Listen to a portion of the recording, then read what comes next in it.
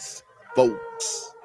This is X from TPOT Media. Open your mind and wake your black ass up. You know what time it is. Hit that damn like button as you make your way in the door. Grab a seat, settle in, get ready. It's the Grown Man Hour with your host, my man, Bernard Riley.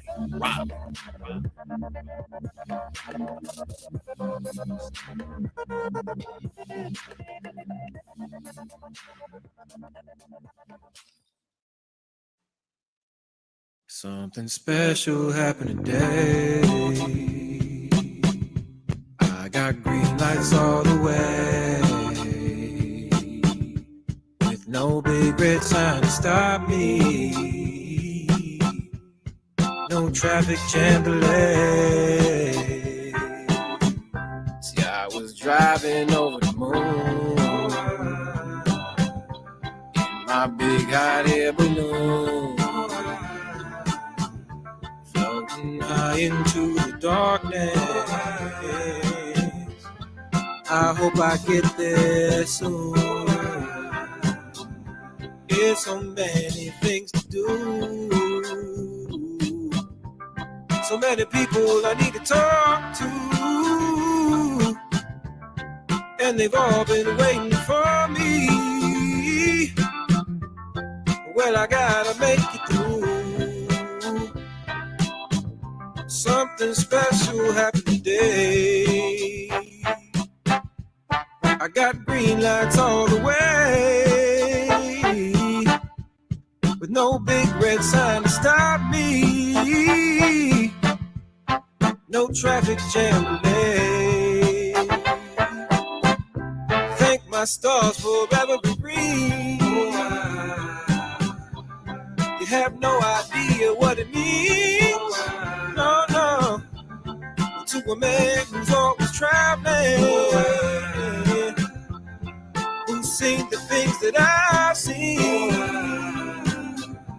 I don't know what's yet to come, not sure of anything that I've done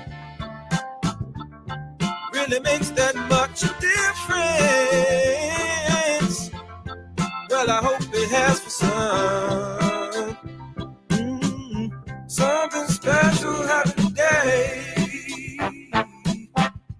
I got green lights all the way, with no big red sign to stop me, no traffic jam delay. Well, I was driving over the moon in my big hot air balloon, floating high up in the darkness. I promise that I'll make it to you very soon. Something special happened today.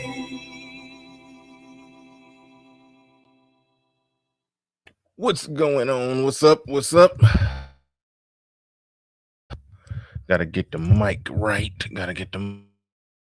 What's happening? We back at it again. Back at it once again. Let me stop that screen share. Get rid of that, even though y'all can't see it.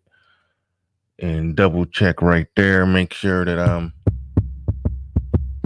all right. Everything is on and clear, and we ready to go. What's going on, good people? What's going on, good people? I'd like to welcome everybody back to the Grown Man Hour with your host, Bernard Riley. I don't say that enough. This is the Grown Man Hour with Bernard Riley. Gotta get some sound effects. But what's going on? Welcome everybody. I'm glad everybody here. Let me go to the top of the list. Shout out to the people that made it in bright and early. Cajun Rays in the building says good morning, happy Friday. I almost said happy Father's Day when I saw that happy in the F afterwards. I'm off. Don't pay me no mind. Titan TV UK channel. What's going on? I gotta check your channel out. I know nothing about your channel, but what's up and salute to you. I'll be so behind on a lot of people in this space in the channels. I gotta make sure I go surfing properly through this space Subscribe to all the content creators. What up, D-Rock Den in the building? It says, good morning, BR Cowboy. How about them Cowboys? He says, sup, Mr. Riley. What's going on? Excalibur. I have no idea. It was a Thursday night game. I have no idea who played and who won. I know the Lakers won. Y'all can put that one in the bag. They won on Wednesday. I started to do a show just on the game, just talking about basketball. I almost woke up and did it. And then I had some other things going on, so I opted not to go on air yesterday. I'm gotta get more consistent. I really gotta get back to my Monday through Friday grind with this, man. I gotta deliver. Gotta do y'all better than that. I'm doing you wrong out here. Gotta do better. Gotta get back on my consistent Monday through Friday grind, no matter what. I was doing good when I first started, and I guess I got a little bougie. No, I'll be having other things going on, but if proper provisions are made, I can still stick to a Monday through Friday show no matter what. Even if I just hop on for an hour, I can still do it. Excalibur, Aaron B, Sean Perry was no relation to Emin Perry, I presume. And JMM Selassie, he says, what up, brother? What's up, and salute to you. Bad at watching the chat. I believe I've seen your name in here before, but I'm bad at it. Kenny Conjo in the building. What's going on? He says, Friday morning greetings, Bernard Riley and everyone. TGIF, stay healthy. COVID is still taking victims, including number 45 and his wife. I heard about that. Actually, when I came down here to start the show and turn the TV on, that was when I heard about it. So that's interesting.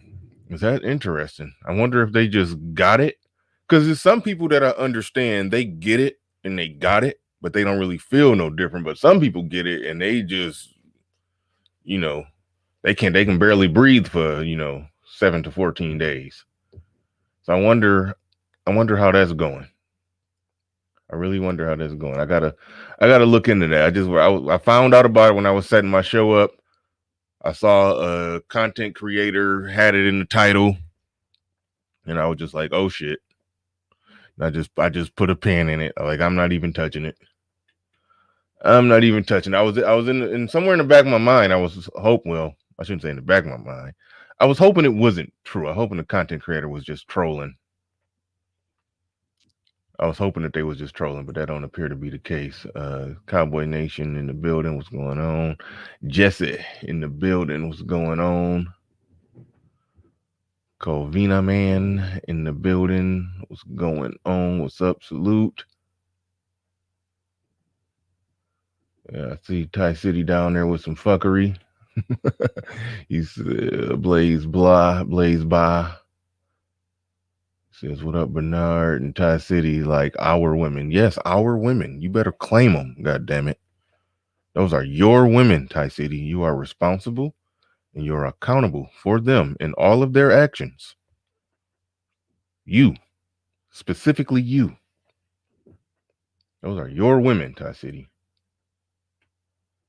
Your women. Yes, you are responsible for everything that Sister George does. Yes. You are responsible. Only you can prevent that forest fire. That is Sister George. Only you can prevent that forest fire. All right, what I come here to talk about today? There's a few things on my mind before I get into the main topic. Because it's some shit I got to touch on. Damn it. I saw some interesting stuff. Happened before I get into the main topic. How many of y'all are watching that movie? TV show. It's on HBO Max called Lovecraft. Abdul Jones in the building. with the $14.99 super chat. What's up? What's going on? Salute to you. Thank you for that. I appreciate that. Yeah, shout out and salute to you. Appreciate it. Definitely appreciate it. How many of y'all are watching that show? Lovecraft. It's on HBO Max. Real good show. It's a black show. I hate how we do that. It's a white show, white movie, black movie, white movie. Fuck Sister George. She said I was begging her for a wrench. What? I know that ain't Thai City style to be begging somebody, especially a chick, for a wrench. I know you ain't. Play, we gotta go like Obsidian. Play the tape. Show the evidence. I gotta see evidence for that one. I really gotta see evidence for that one. I don't believe that. But that show Lovecraft, the shit is wild. It's wild. It's like it's a good show. It's this is a black show. Start out, I believe in the 60s. Where some normal racism and shit's going on, and that's sort of like an underlining theme in the show. But where it gets interesting, because what's rare about it is like some supernatural, mystical kind of show. It's spells and all kinds of stuff like that. It's monsters, goblins, and ghouls and shit like that going on. It kind of had like a weird True Blood kind of feel, and you don't see too many black shows like that. So I'm giving it a full salute and a shout out for that, because it really it got a nice feel to it. It got a real nice feel to it. Shout out to Naima posting the links. Dice City says they both know who took my wrench. All right, cut it out. Cut it.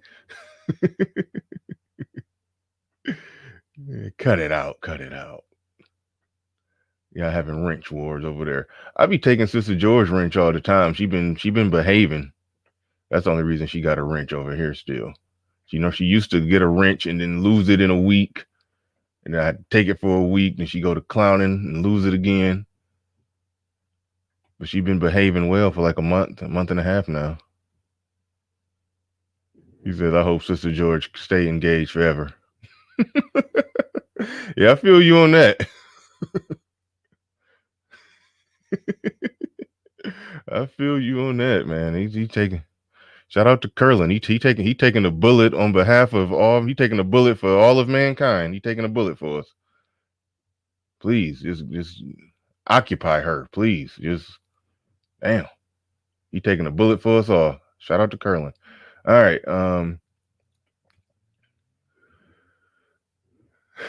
The Lovecraft movie is pretty damn. TV show is pretty damn good. I recommend it. There's some fuckery in it though. There's some fuckery in it. Before I get into the main, shout out to Perfect Blackness. We did a great stream on Brother Xavier's show yesterday. It was called Fathers for the Win, and Perfect Blackness was the only one on there that didn't have custody the way that he wanted it, but all the other brothers on there were brothers who had custody of their kids, or bare minimum 50-50, which is fair. I was supposed to be having my change.org petition live today, but I was on X so late, I just got off and fell asleep. I was supposed to have it all typed up and make it look pretty and have it ready to go, dropping the link for it today, but that's not going to happen until after I get off the air, because I had to go to sleep right when I got on. I was done. I had to. It got late. We was up to midnight, and then I tried to do some stuff, and I was, oh shit, all right, just let me go lay down. So I went and put it on a movie and fell asleep. But it was definitely a great show yesterday on Brother Xavier. I recommend everybody go over there and watch the restream when they get a chance. It was definitely a good show. It was called Fathers for the Win. It was fathers who actually fought and won. And so that was a good thing. That was a good show. I want more like that. Definitely want more like that. We got to talk about the victories. And that's what I'm going to be talking about today. When I finally say what I loved, well, I already talked about what I loved about that show, Lovecraft. It's a black show. The lead black character, it was created by a black woman. So let's put that out there. And this is where the weirdness is going to come in. But the main character is a black dude who, in this space, we would unfortunately qualify him as an educated lame. He was real smart, but he was a military dude. So he was a strong, he was like a smart, nerdy looking dude that will kick your ass. So to me, that's just a cool ass character to me. He looked kind of nerdy, but he will fuck you up. So I like characters like that. So the main male character was a damn good character. I liked him. Um, the main female character, I'm not gonna get too much into her. I'm gonna get into the weird part. It was some gay shit that took place. Uh, I'm gonna skip that. I'm gonna skip that for now. It okay. This is the part y'all got to bear with me because This is what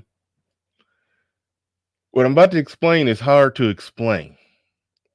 Kind of like when I was doing the Cuties review, how it was hard to explain. It was hard to explain. He said it's nerdy. What is that? What the hell?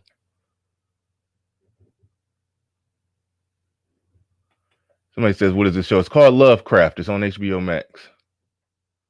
So that means it's coming on HBO right now, I presume. It comes on HBO, but I got HBO Max, so I just, I don't know what time it come on. I can't tell you that. I just, when they upload a new episode, I watch it. This is the weird shit, okay? It's so much backstory that I will have to explain to get y'all to understand how weird this was. So I'm gonna try to go real brief on the backstory, but just understand that it's a lot of sorcery and magic going on in the movie that's taking place in regular time. Well, regular 1960s, or was that 70s? It was somewhere around there in the 60s, late 60s. It was damn, I'm kind of having a hard time knowing was it pre or post civil rights, but it was right in the heart of that era. Yeah, so the racism was going strong in the movie, and it was a black female character who had her gripes about some of the racism. She was basically a for lack of a better word, fat black dark-skinned black woman. There were also other characters in the movie that the main characters like ran into and got entangled with, these sorcery, magical, powerful white people, basically. It was kind of weird.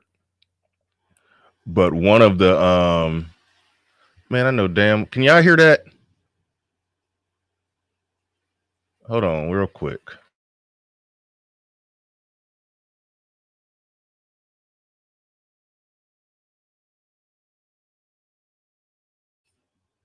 Okay, it might be a little background noise.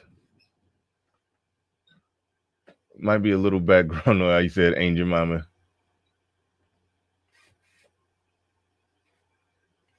Oh, have you seen the movie? It was pre-civil rights movement. Okay, fine.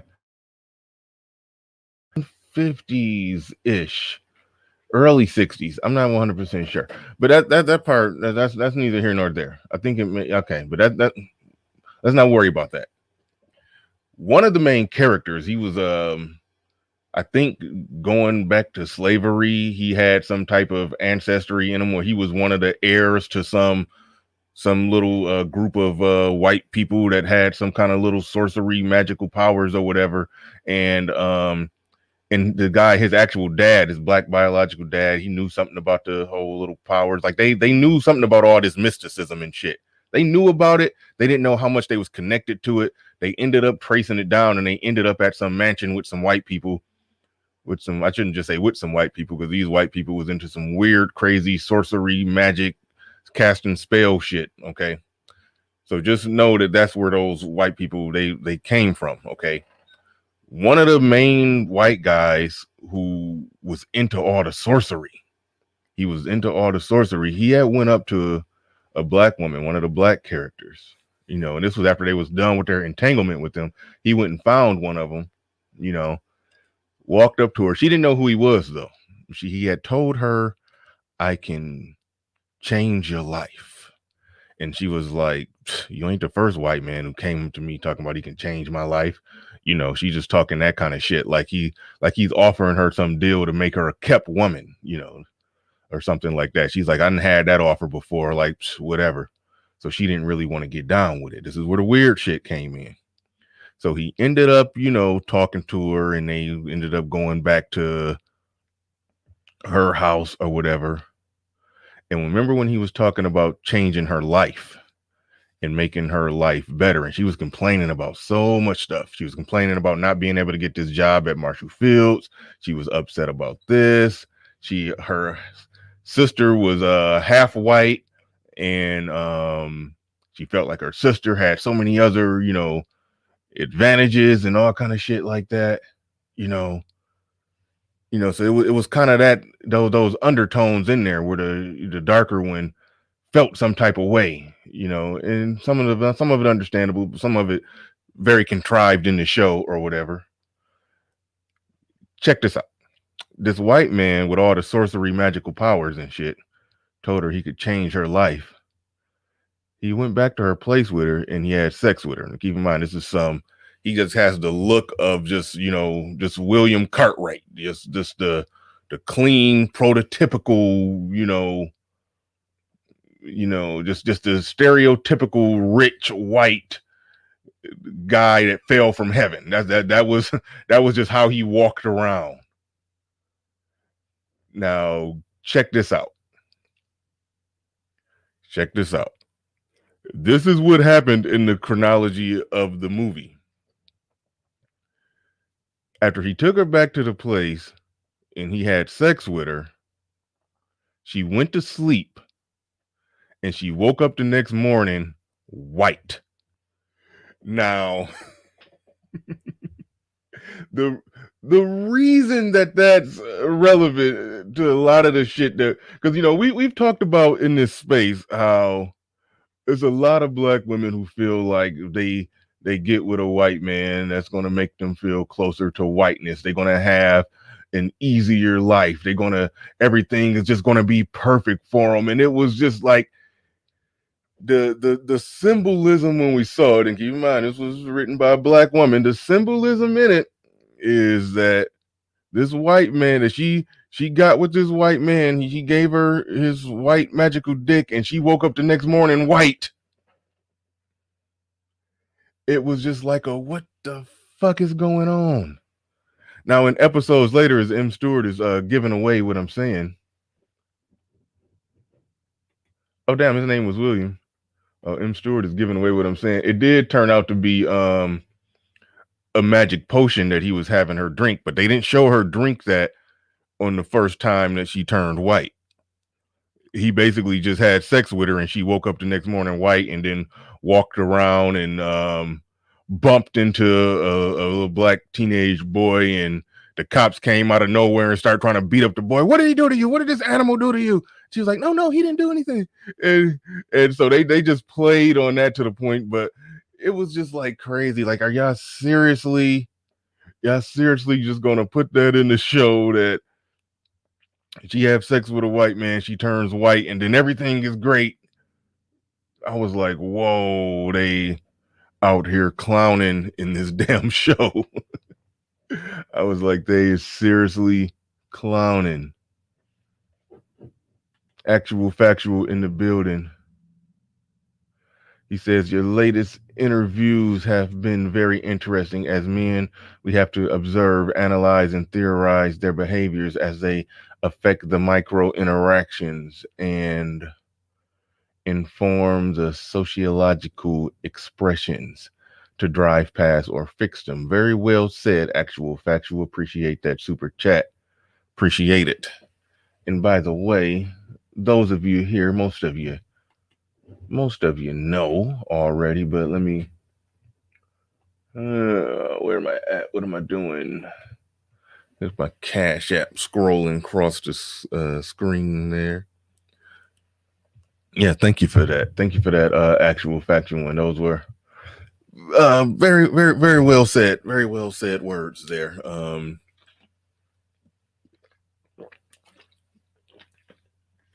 But the show was wild. I recommend it. As seemingly everything that's written by black women, there's always some gay shit in there. So there was a gay male character that just out of no fucking where. He was just a regular straight masculine man until he bent another man over. I was just like, what the fuck is going on? And they waited all the way to like episode 6 or something to just spring that on you.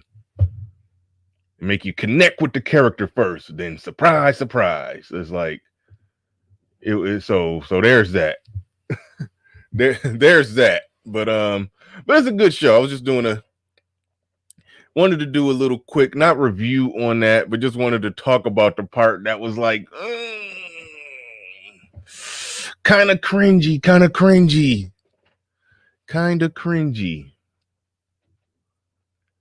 But yeah, it was wild.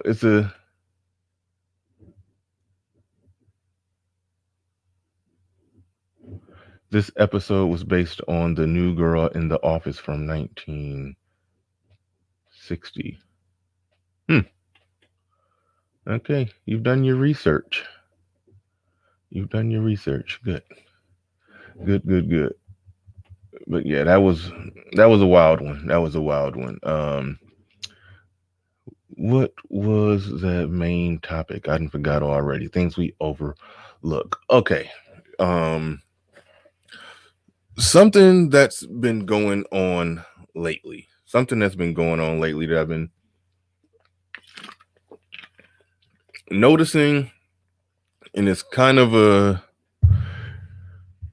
I don't know what to say, a weird thing, because it's so easy to overlook certain things.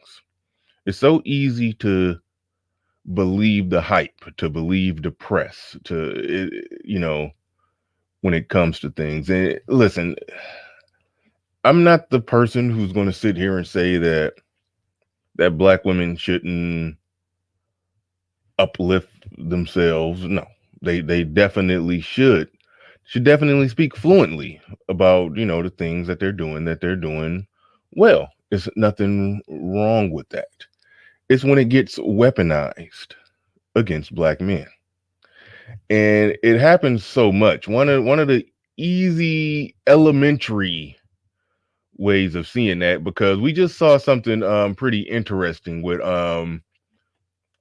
Obsidian and its appearance on C Boogie, when I'm not 100% sure how it happened. I think his old friend Cynthia G crashed the party and came through with her normal rhetoric. And shout out to Obsidian, because he really stood strong and just dismembered her talking points, and definitely won the exchange. It was, I guess, fortunate but unfortunate that she just came in to drop her mic and then leave. She just like hopped up, said what you had to say, and then left. That was fortunate but unfortunate. Unfortunate, because I would have liked to see a back and forth. I would like to hear her rebuttal, because after she said what she said, then Obsidian had the floor to himself to rebut it. And after he rebutted it, that was that. At least from the clip that I heard. I don't know if because Obsidian if she came back, I wasn't there to hear it. I only heard what Obsidian played. And as far as what I could tell, it ended after Obsidian said what he said, and that was that, and she never came back. So as far as their ongoing back and forth, that was definitely a round one by Obsidian, because he definitely did a good job at picking apart her points. The reason that I'm bringing it up here is because some things were said there, and I heard some things said actually on Ramil's show the other day that's important. Shit. I got you, Obsidian. Give me a second. Let me say what I came here to say, because I already know you wanna go in on that. I know you do. Let me say what I came here to say. Then I got you. We can de facto one-on-one about whatever you wanted to get in. But I did have something that I more or less came here to point out. Well, actually, part of it piggybacks on what y'all were talking about.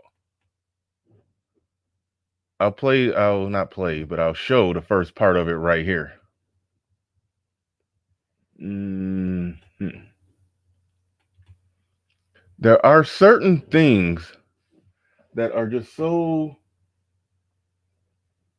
demonstrable or demonstratable, however you say. I always say demonstratable, but there's somebody, a podcaster I listen to, that always says demonstrable. So I'm thinking I'm gonna start saying it that way. But there's some things that are just very demonstratable. when they said because she just threw out there that black women are the most educated. And so many people do that. They did that in my debate with the the breakdown a woman's perspective. Um, they did that in that debate. They just threw out there that black women are most educated. And they're clearly not. I hope y'all can see that. It's like they're clearly not. Like I always say, I say things, but I don't show the evidence for it. But here it is. Like I always say, Asian men, Asian women, white men, white women are more educated than black women. And actually, black men are up on blackdemographics.com. I could actually show this. They're at 16.9, basically 17. That's up to 19 right now. So this is 2010 to 2014. So black men are actually up to 19. And I think I saw black women drop down to like 22. But let's just leave it at 23. Let's leave it at 23. We're talking a 3% difference. But even right here, we're talking a 5% difference. You look at white women and white men, we're talking a 4% difference. You look at Hispanic women and Hispanic men, again, talking about a 4% difference. So shout out to Obsidian, because he obviously on the fly didn't have this in front of him. But you can see that our education versus their education, it falls within the margin. But it's used to shit on black men. And this happened in my debate with the breakdown of the breakdown of women's perspective. They they tried to point out that when they said that they were the most educated, I said, actually, no, you're not. But well, where are you? Yeah, but where are we at compared to you? Where are y'all at? And I'm like, no, it's not that much of a difference. It's within the margin, like across the board. You can see white women are more educated than white men. Black women more educated than black men. Hispanic women more educated than Hispanic men. Whatever this is right here, the women are more educated than the men. It's been like that since 1979. Since 1979, that's when the college campuses went from being where women became 51 to 49 in terms of men on the college campus. And it's just been spreading out ever since then. And right now it's almost a clean 66-33. It's almost there. So it gets goofy, the whole education thing, when they start talking about their education versus our education. They talk about their income versus our income. And shit.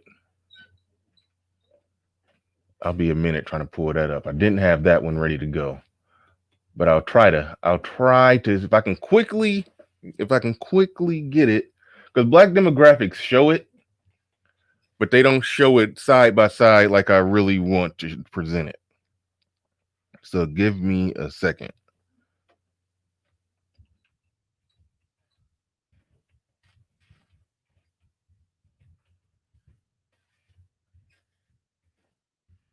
But it's interesting, very interesting, in this country where all women of all races, except for Asian, I think Asian is dead even, but all women of all races are more educated than their men. But for some reason, our women are the only ones that are constantly waving their dick in our faces about it. It's just a weird thing. And yeah.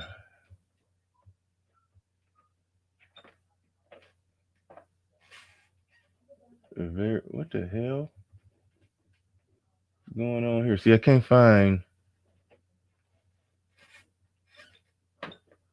exactly what I'm looking for. It's normally easy to find, but I know whenever something is normally easy to find, whenever I'm trying to find it on the air, it's a wrap. It's always a wrap whenever I'm trying to find it while I'm on the air.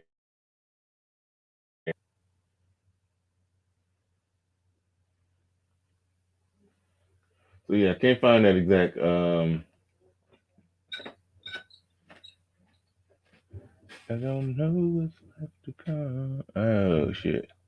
See, they're gonna show me everything but what I want to see. They're showing me shit from under the age of 25. That's not what I'm looking for.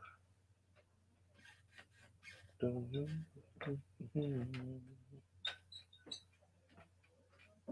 know if anything. Okay, so I might have to.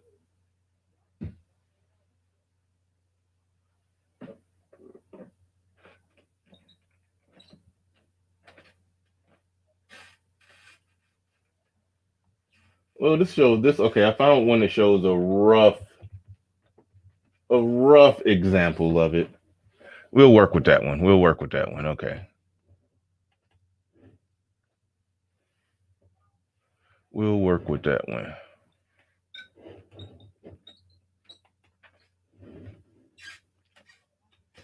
And I've shown this before, but sometimes things need to get re-shown.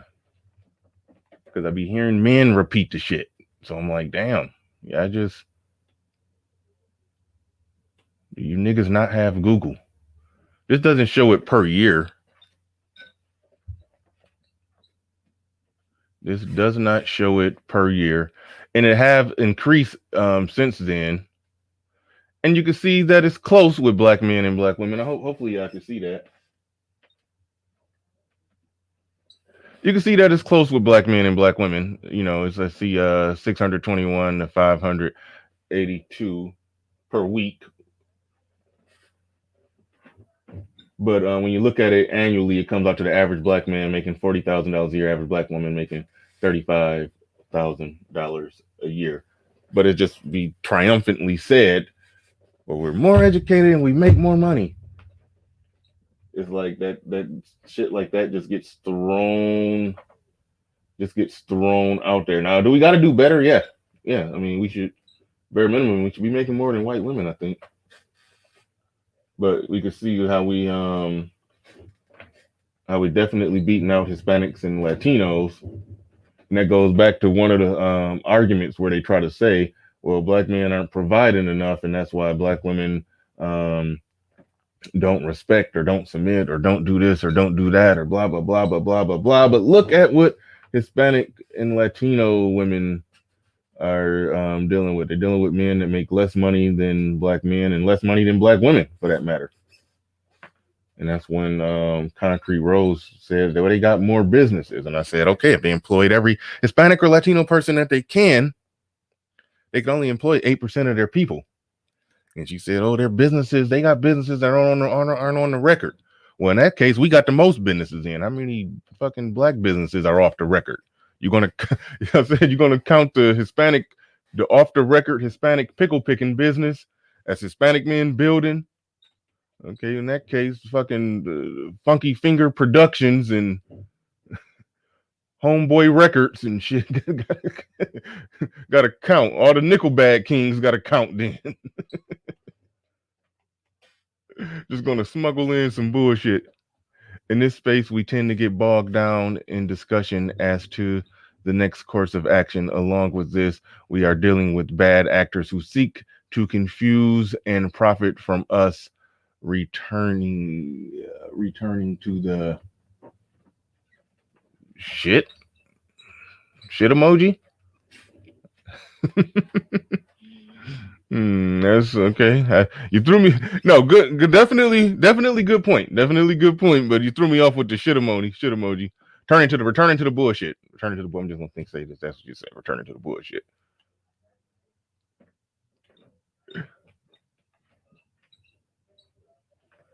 Oh man. Here we go. Jalen Roddy, here you go. He says, so waste of time to argue with a group that ignores the fact that 80% out of wedlock, and they take no accountability. They are insane. You will become insane debating them. Actually, no, I won't. I will not become insane. $300 a week drug kingpins. Yeah, them Nickelback Kings be killing it out there. But that was interesting when they was counting the Hispanic pickle picking businesses. I was like, damn, really? But that's one thing. But another key thing that came up and got brought up, and this got brought up on Ramil's show as well. And Well, see, Boogie brought it up to Obsidian. I didn't hear that part. I only heard the part that Obsidian played. And see, Boogie brought up a woman by the name. Oh shit, forgetting her name. A woman by the name of Pam. Y'all have heard of this? This black female real estate developer who basically bought a community. A black female real estate developer. What was that? Pam. What's her name? Well, it's on my phone. It's on my phone.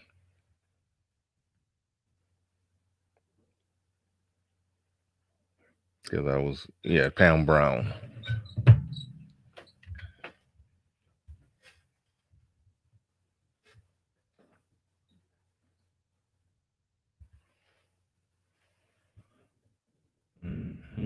Give me a second, folks. Give me a second, good people. Give me a second.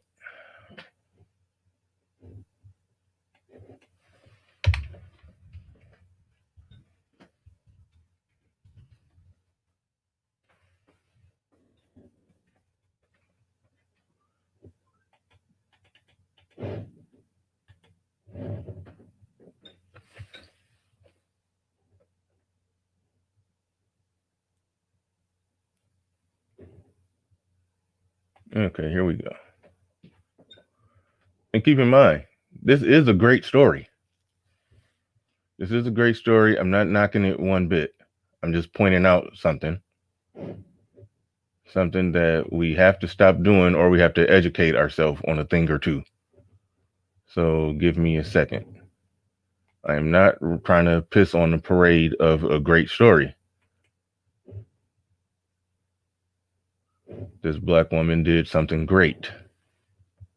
She bought 90 acres and built 51 houses on that 90 acres, of which I assume she will be renting / selling those houses to black people, and will have ultimately her own little black community built by her, which is great. Which is absolutely great.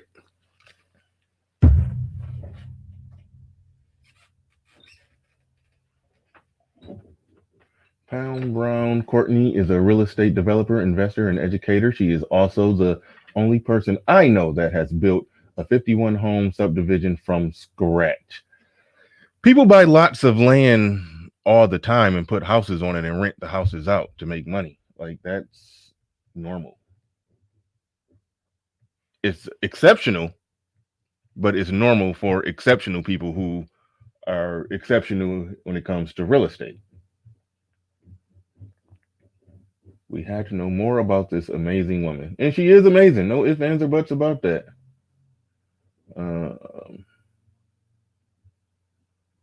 She said, let's see.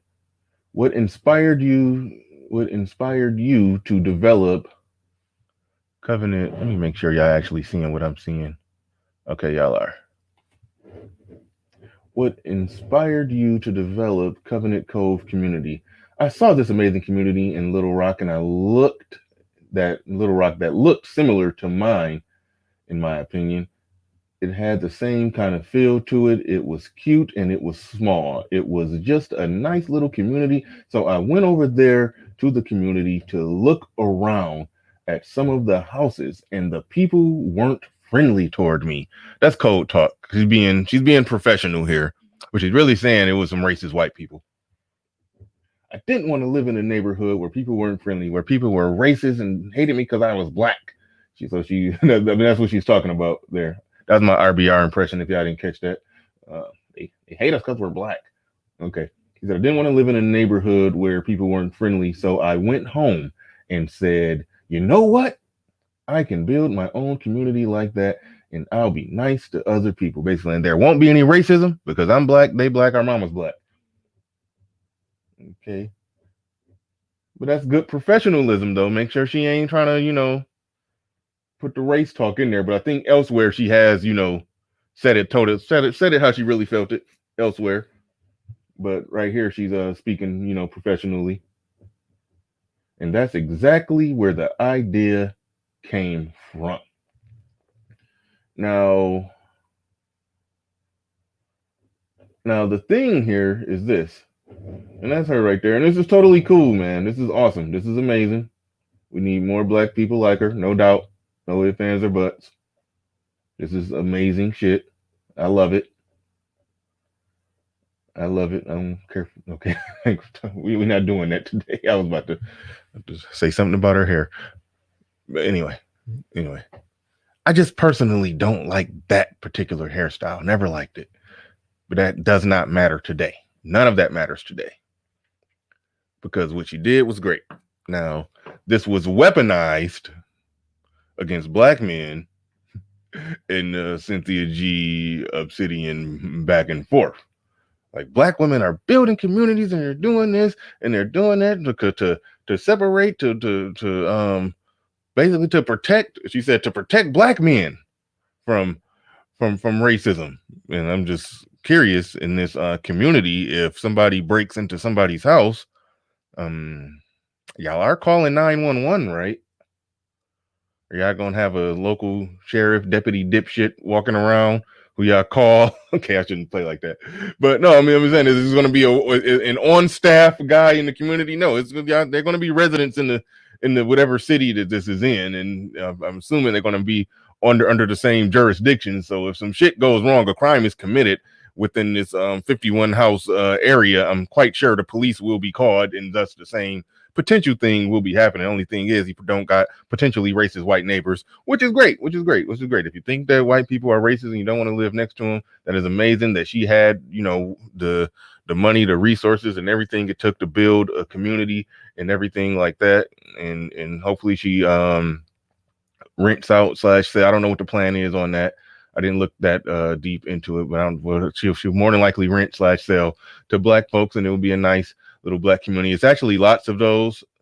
I know of plenty of black people that live. The community wasn't built, from the ground up by a single black person, but basically the way it typically works is black people just buy houses. Black people who doing better, who are made it into the middle or upper middle class, tend to buy houses in areas that around the same areas with other black people. When they start buying houses and doing what more black people need to do and actually buy some property, they do it in a general same area. And what ends up happening is you have a black community similar to what she's going to have. Because there's a few Facebook friends of mine that are doing really well, and they say, yeah, they live in a nice upper middle class community. All their neighbors are black, and a lot of them are business owners, and they do business with each other. So it's a lot of little small pockets and communities like that. But as far as her building it from the ground up, that is unique. And even Ramil said it yesterday on his show. And I'm looking at this screen, so I can't even see that y'all super chatting me good money. I'm sorry. Y'all making it ring, not making the cash app ring, making the super chat ring during the stream. And I do appreciate it. And I see a super chat somewhere. For the bow tie fund. I forgot about that. Damn it. You're going to make me. Okay, I got to get a bow tied in. Damn. I might go buy one today. Might put it on for you tomorrow because I do plan on a Saturday show.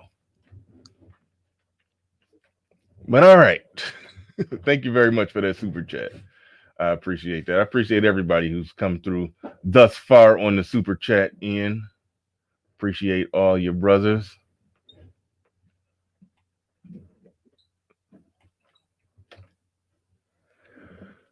All right. Let's see. Let me get back on my square. Okay. But no, this is a great thing. And even Ramil brought it up when he was talking about black men needing to do this. Damn, what was this topic yesterday? He was all over the place. He had an exact specific topic, but he went to talking about how even black women get it in terms of things that they're doing that's like they understand. He was basically arguing that black women understand how power work better than black men, because black women, there was really just one black woman, but black women are doing things like that you know, because they get it and they get it better than us. They understand how it works. It's not about racism. It's not about this. It's not about that. It's about building the shit. That's where the power comes from. And yeah, Ramil was saying that yesterday. And shout out to Ramil. I respectfully disagree, and I'm about to show reasons why. And this is going back to the title when I'm talking about things that we tend to overlook. We tend to overlook things, and we tend to take their the accomplishments of Black women that they quite often weaponize against us, and we look at that and we say that, oh man, look what they're doing compared to Joe Smo, who's doing nothing over here. Is and we do that a lot, but and that goes back to that amazing PR that I talked about.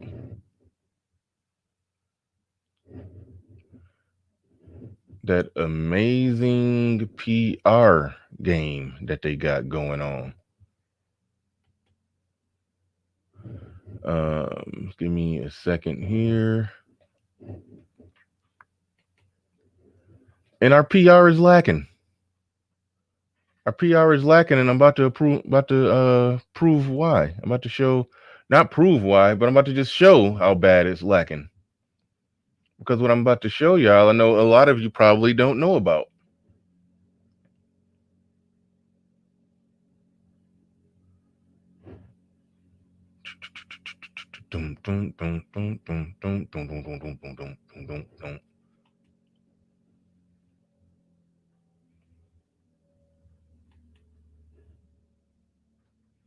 And keep in mind, even when I'm saying everything that I'm about to say here, I holistically understand that as Black men, we got a lot of work to do. A lot of work to do. The work is never done. Okay. Here's a construction company, a Black-owned construction company employed by Black men. Started by Black men. Black men are the staff that do the work.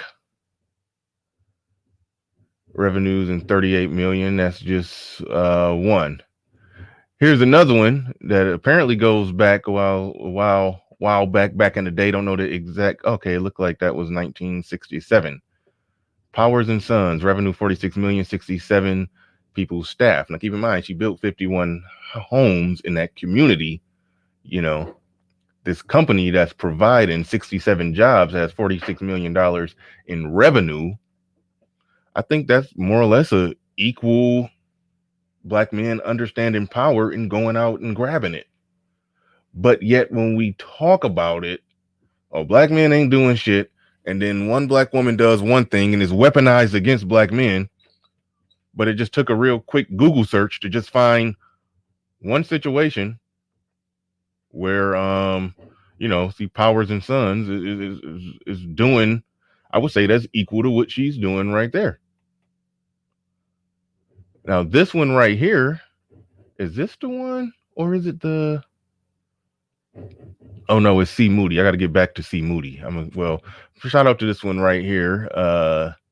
UJAMAA Costs Inc. Revenue 62 million, 24-man staff. An all-Black construction company owned by Black men, started by a Black man, staffed fully by Black men. Well, they got 2 Black female employees. There was another chick, but mostly Black men. Black men. We look out for the sisters. You know how we do. This C. Moody construction company in Atlanta, this one is worth billions now. So apparently I think this is like a year old, these the images I found. This one is up in the billions. I'm going to pull this is the last thing I'm going to pull up to highlight. But the C.D. Moody construction company is sitting up comfortably in the millions. So, and that's where it gets weird. Here's another one. Devon Industrial Group LLC, revenue 145 million, staff 115 people. That's providing jobs for 115 mostly black men making revenue in 145 million. You know, like, so when I hear arguments being made in this space where they're talking about black men don't understand power, black men don't understand, where the true strength comes from and all of that, but black women get it. Black women understand it. Black women are killing it. Black men are down at the bottom scraping the floor. It's like, no. It's like, no, they got extremely great PR, and that's okay. It is perfectly okay that they have the great PR that they got. It's wonderful. But when it gets weaponized against us, now I got to say something.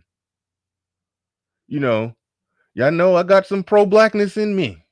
So I see a black woman bought those companies. Like when I first heard about the black woman that bought that land and bought that and built the 51 houses to literally build a black community.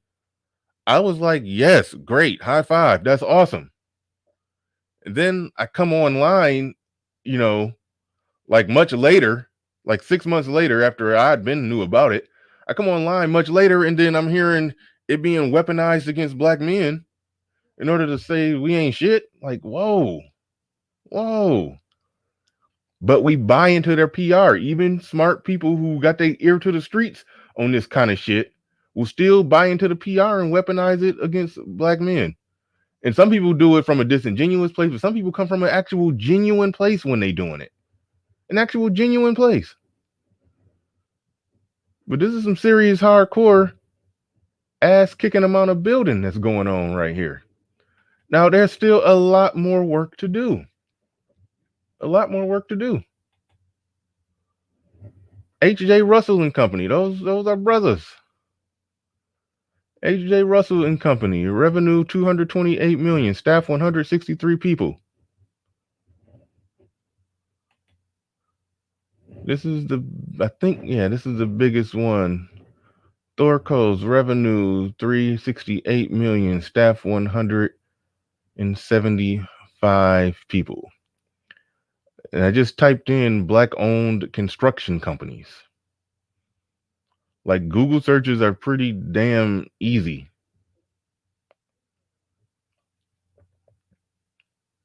Now, the amount of wealth that black people totally own in this country is still going to be small, because if you take Jeff Bezos, you take people that are worth 20, 50, 30 billion dollars, $100 billion is, yeah. I mean, that's how it works in a capitalist country. There's going to be people so far at the top to where is the thumb will forever be on the scale. The thumb will forever be on the scale, because if you take the top 50 white billionaires and add all their shit up, their money is probably worth more than every other person under them. They actually did a study on this, and I don't got the exact thing on it, but it was showing how the people at the very top, it was like the people at the top of the top, they had more money than the next, I gotta find. I'm gonna have to do some more content on that later. I don't got that right next to me.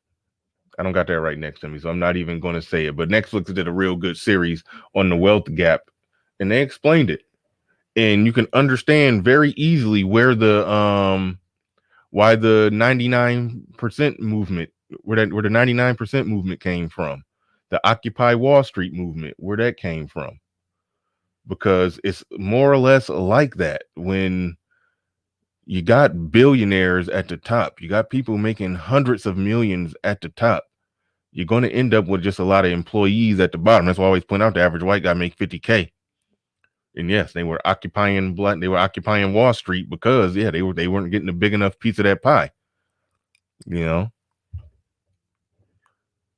So yeah, there's a lot of work to be done, but as long as there's going to be, long as it's, because everything that I added up here, all the revenue that I added up, it's probably, hitting around $1 billion, and then we got, a few black billionaires. But even if we had more black billionaires, all of us, if we had more black billionaires, if we had 30 black billionaires, I doubt all of them would equal up to more than Jeff Bezos by himself. So even then, we still will be, scraping like at the 2% of the wealth in the country. I mean, so it's a weird thing when we measure it that way, but we do need to talk about the gap. We do need to talk about more black businesses and more vertical businesses. But what we don't need to do is accept the media parade and bombardment of a black female accomplishment and use that as a way to shit on black men, as if black men ain't doing shit. That's what I don't like. That's what I don't like. And that's what I came here to talk about, the things that we overlooking, the things that we overlooking. If nobody's gonna highlight our shit, then we got to highlight it. We got to highlight it. That real quick, one more thing. Hold on. But the black men who ran those companies are black men who definitely reached up and grabbed some power. I won't say reached up and grabbed it. They reached down. They pulled it out the mud. I don't assume they were born with silver spoons in their mouth.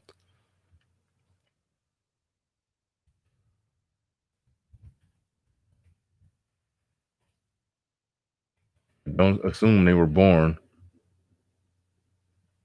with silver spoons in their mouth. So they definitely made shit happen. Those are definitely men that got it, that figured it out. And as you can see in the images, they're employing and staffing, hiring black men. That's how it's supposed to go. I always shout out brother Xavier. He said in his busy season, he normally got a 10, 12 man crew, all black, running his auto shop, and they're fixing cars, dropping carburetors and flipping alternators and shit. I always salute and shout him out on that, because that's more or less how I would do it and how I'm going to do it. I'm going to hire black men.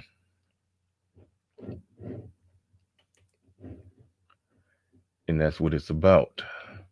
I haven't even checked the likes. I probably haven't even liked the video my goddamn self. So while y'all at it, while I'm pulling up this last share, I'm gonna bring Obsidian up because I know he want to go in on his last little scuffle with his most recent scuffle with his arch nemesis. And we're gonna keep it clean and talk about the points, the merits of the points, Obsidian. We ain't coming up here to to clown, but I'll let you come up with, say a little something. But I do want to pull this up. Okay. Hopefully I can see that right there. In depth, struggling to make ends meet.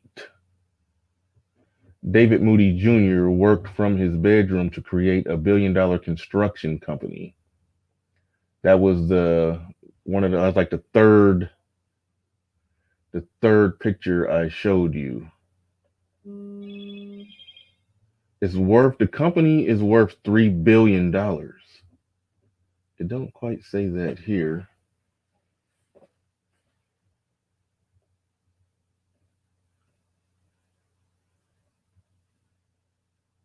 Yeah, here it is. It says, despite many struggles ranging from financial difficulty and getting a job trying to raise a family, Moody Jr. built from scratch a company that has completed over 200 commercial projects worth about $3 billion.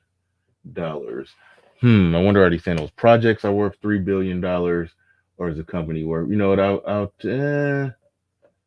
gotta be careful with the wording because I don't want to say nothing. Well, they said he created a $1 billion construction company. I take their word at that. I take their word at that. But that was worded. That was worded kind of shaky down there. Either way it go, I saw with the last thing where they showed the revenue. The revenue was almost in the hundreds of billions. It was almost 100 billion on this one. I'm sorry, 100 million. I'm sorry. And that all black staff, So those black men are doing it. We need more like them. We need more like them, and that's that. But there are plenty of things when the success of one black woman is weaponized as black women doing it and leading the race forward and this or that or blah blah blah. It's like, no, it's black men doing it too. It's just that we don't throw a parade with light shows, lasers, whistles, and confetti, plate spinners, and fucking jugglers on unicycles and fucking panda bears and top hats doing cartwheels and shit. We don't do that. Like when that study came out showing that they were the most educated, they fucking did light show, confetti, fucking fireworks, all that shit. We saw fucking polar bears and top hats on unicycles juggling in that goddamn parade. So I mean, so like I said, they got the best PR in the business. And that PR do be weaponized. Gap Talk Media in the building. He says, great catch, great topic. Peace, bro. Peace to Gab. Peace to Gab. Glad you're coming back. You was staying away for a while. I know you was like, I'm tired of these niggas. Gab went through a minute. He's like, I can't even do it no more with these niggas. He didn't came on back, man. Welcome back, Gab. We glad you're back. Glad you're back in the family, man. We gotta embrace Gab. He had to take a little break from us. Sir Tyson the building says, I'm glad the propaganda game is being highlighted. By the way, black women are the most enrolled. I don't even know. Well, okay, they say the most enrolled. I mean, okay, whatever. I mean, well, no, I'll accept it. That's true. But Angry Man did a good job breaking down a lot of that. I know about that student loan hustle. Put it like that. That's all I'm gonna say. The most enrolled, not most educated black men still outnumber them in STEM fields. Yep. All right. Old man, if you're still listening, here you go.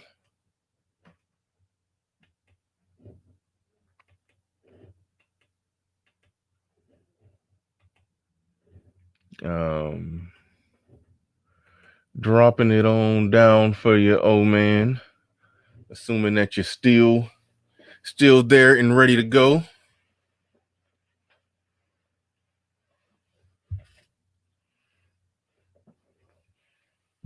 Oh, and I need water. Okay, there we go. I see him. Give me a sip.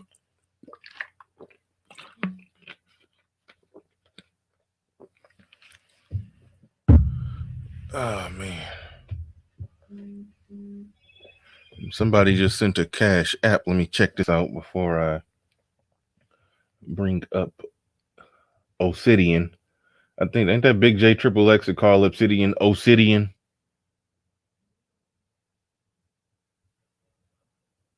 Somebody just dropped Azim Sama for bringing the truth on black men. Thank you very much. Appreciate that.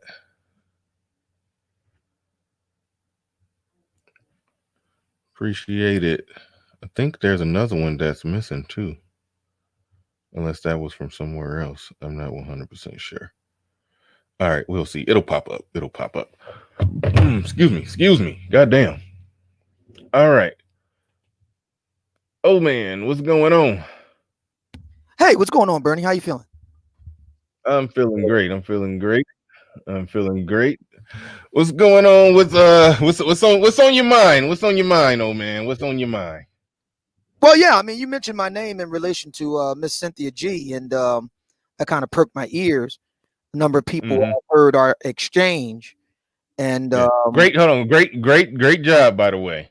thank I you. like how you didn't get dragged down into no bullshit. You ain't get, you didn't throw out, the personal jabs. You just broke down exactly what was wrong with what she was saying. Like that was a great job. You knocked that one out the park. Thank you. If she would have came back, she wouldn't.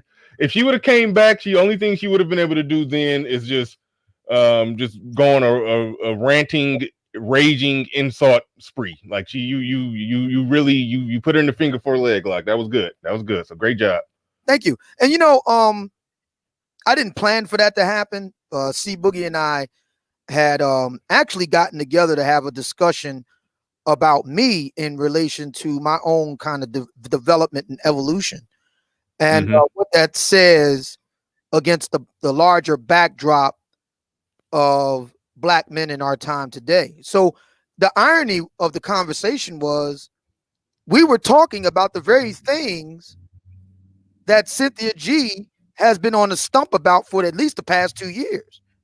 That Black men could do well to improve in various areas and get their act together. Me and C Boogie were in agreement on that point. And she nevertheless wanted to join into the discussion. So, I found that because I've been, featured on this show of late a number of times. There's something of a rapprochement, if you will, between me and him. And she's always in the comment section in all caps, hollering and screaming. I find that interesting because, the only time that I pay attention to what Cynthia G is saying is if someone, I get a lot of emails every day. If someone emails me something, say, okay, Obsidian, you need to see this. Obsidian, did you check that out? Then I do that with Derek Jackson, everybody. The only time I only deal with that is if somebody sends it to me. I don't actively, go to her channel or this person's channel, whatever. I only do it if somebody sends it to me. So you won't see me in her comment sections. You won't see me in her chat room. She does whatever she wants to do, and that's that. But I've noticed that she every time that I show up over on C Boogie's channel, and I've been over there about 3 or 4 times so far, she's always there. And interestingly enough, the last time that you were talking about, me and C Boogie were actually in agreement with our argument. Black men have a lot of work to do. We agree. So, you get the sense of that she's not a very good sport. There's something about winning with dignity. We always hear about losing with dignity, but there's something about winning with dignity too. When you won the argument, there's no need to dance in the end zone. Yeah, it makes sense to give on that particular round of the argument that on the overall big, larger picture, or as she says, the collective. Yeah, overall, yeah, Black men as a group do need to do better. Yes, we do need to own more businesses in our communities. We do need more vertical businesses. We do need to employ more Black people. But as I like to point out, and I was about to bring up the Black demographics statistics, 69% of Black men are in the labor force and 72% of white men are in the labor force.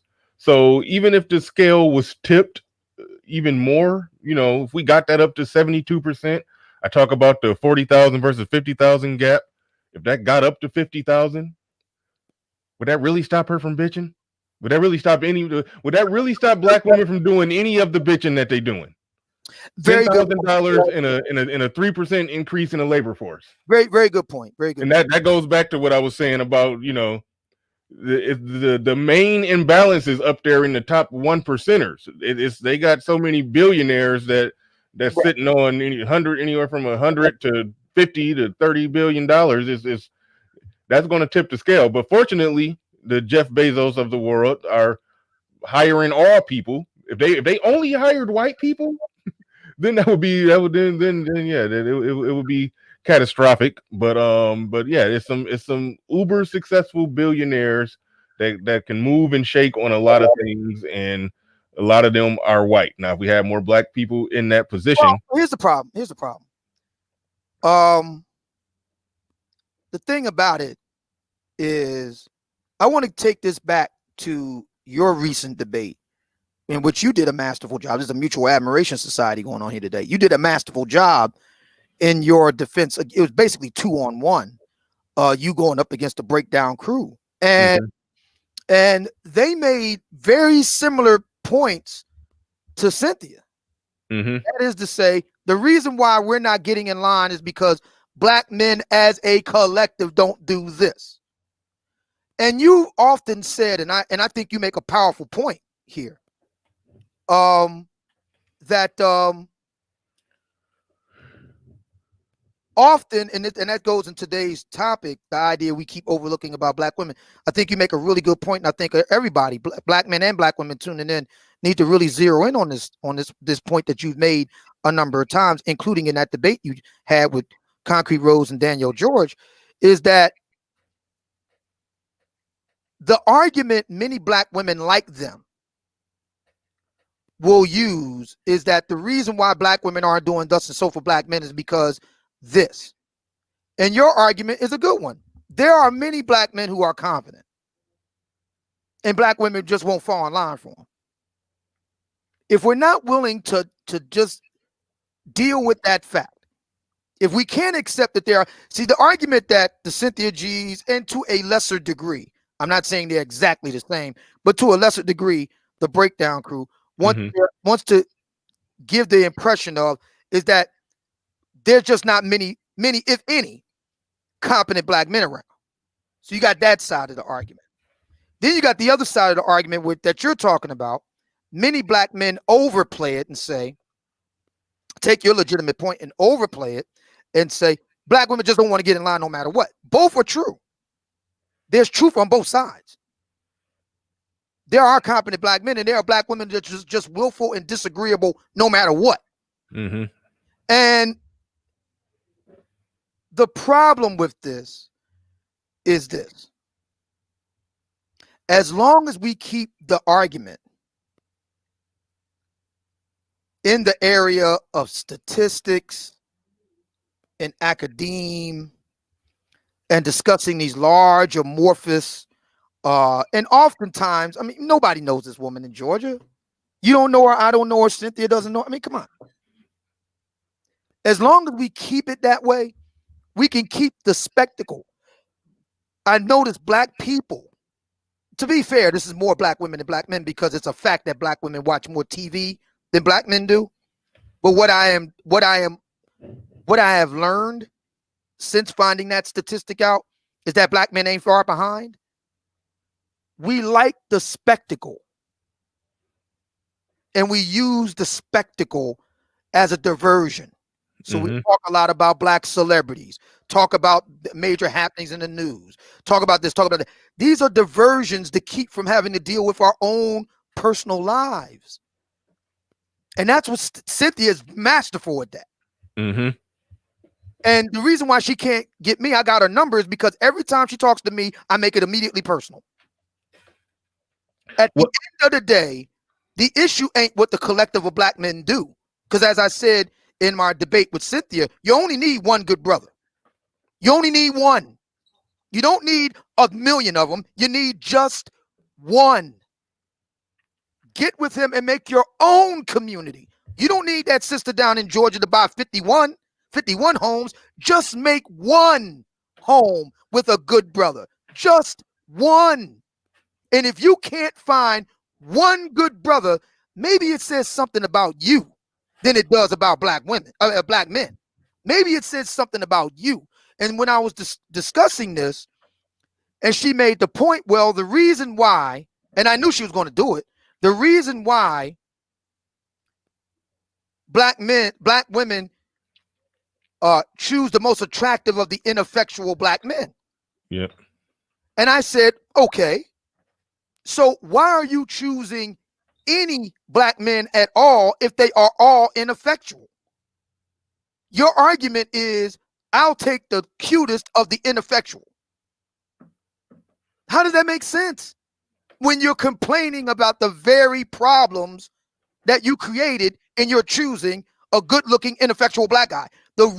If that's going to be your argument, that black men writ large are ineffectual, then the only rational, logical response, failing mating out altogether, is take a knee. So you know what? Black men are ineffectual. Swirling is not an option. Boom, I'm celibate. That would make sense. But for you to say black men are ineffectual, swirling is not an option, I'm going to get the cutest ineffectual guy. That doesn't make any sense. You're creating the very problems that you're complaining about. Corner Store Podcast in the building. Thank you for the super chat. He says Sinji learned her lesson from getting destroyed on Jason Black's channel. That was classic and funny. He really he didn't debate her, he just clowned her, but that was hilarious. I think O-Man would actually because he says that's why she won't debate the O-Man. But Obsidian could break her down in that way too, the same way Jason Black did. But Obsidian is on his A game like he was on C Boogie's channel. Yeah, he can break down her arguments without a single insult, you know. So that was pretty good. Omega Dreads Gaming Channel in the building with a super chat. Appreciate that. Like to thank everybody for supporting the stream. Y'all hit that like button. And I still haven't did it. And I'm about to pull up the YouTube feed right now so I can go ahead and do that. One thing that's interesting, what happens a lot in these conversations, and that goes back to, and I hate to keep bringing up my debate with the breakdown, but the same thing happened where they put it out in how did you describe that? Collective land? I don't know. They put it out there in some, large collective thing, and that's fine. It's fine. But then when they start making their arguments, and Cynthia G did the same thing when you were debating her yesterday or the day before yesterday, whenever that was. She did more or less the same thing, where even though she said it's not about interpersonal relationships, it ended up circling right back to that. And that goes to your point that, it is about relationships. It is about interpersonal relationships and decisions that individuals make on the ground. And because we know the data, we know the stats, we know the facts, we know what happened when a woman is in a situation where she's raising kids by herself. And that's why I really appreciated Brother Xavier for putting the panel on he did yesterday about black fathers who got custody, because we were men who understood that too, and come hell or high water, we did what we had to do to get custody. Shout out to Perfect Blackness, who's still fighting. We with you, brother. We with you. You gotta. Oh man, that's a sad story. But yeah, we know the facts, stats, and data when they end up raising kids by themselves. So she circled it back to interpersonal relationships and said they're just picking the best of the ineffective. I mean, the best looking of the ineffective. It's like it's a weird argument, because it ultimately comes down to, the money that they make as black women is not more than the money that we make as black men. Typically, a black woman gets with a black man, two income, and we're talking about people in the middle. We're not talking about, people higher up, we're talking about just regular folks, both working, putting their income together, that can get you in middle class. We know the outcomes of kids born in that situation, but her argument is ultimately they can take care of themselves, they can pay, they're doing good, they're doing solid, they can raise kids by themselves, but all the data shows that they can't. Right. So and the interesting thing about this, and I want to tie this back to your debate with the Breakdown crew, something happened on their show the other night, earlier this week. Very interesting, very poignant discussion. The question on the floor was, real quick, hold your thought. If y'all are hearing some bumping and knocking, that's because my kids who are doing school from home, they still have PE.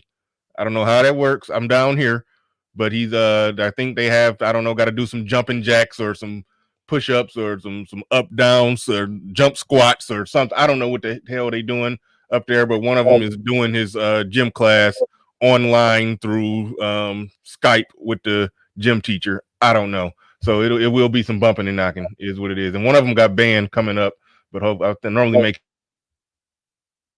But anyway, coronavirus, that's the new world we live in. But anyway, Go ahead, Obsidian. I just wanted to let everybody know why they're going to be hearing some potential bumping and knocking. I'll try to be muted up if I'm not talking.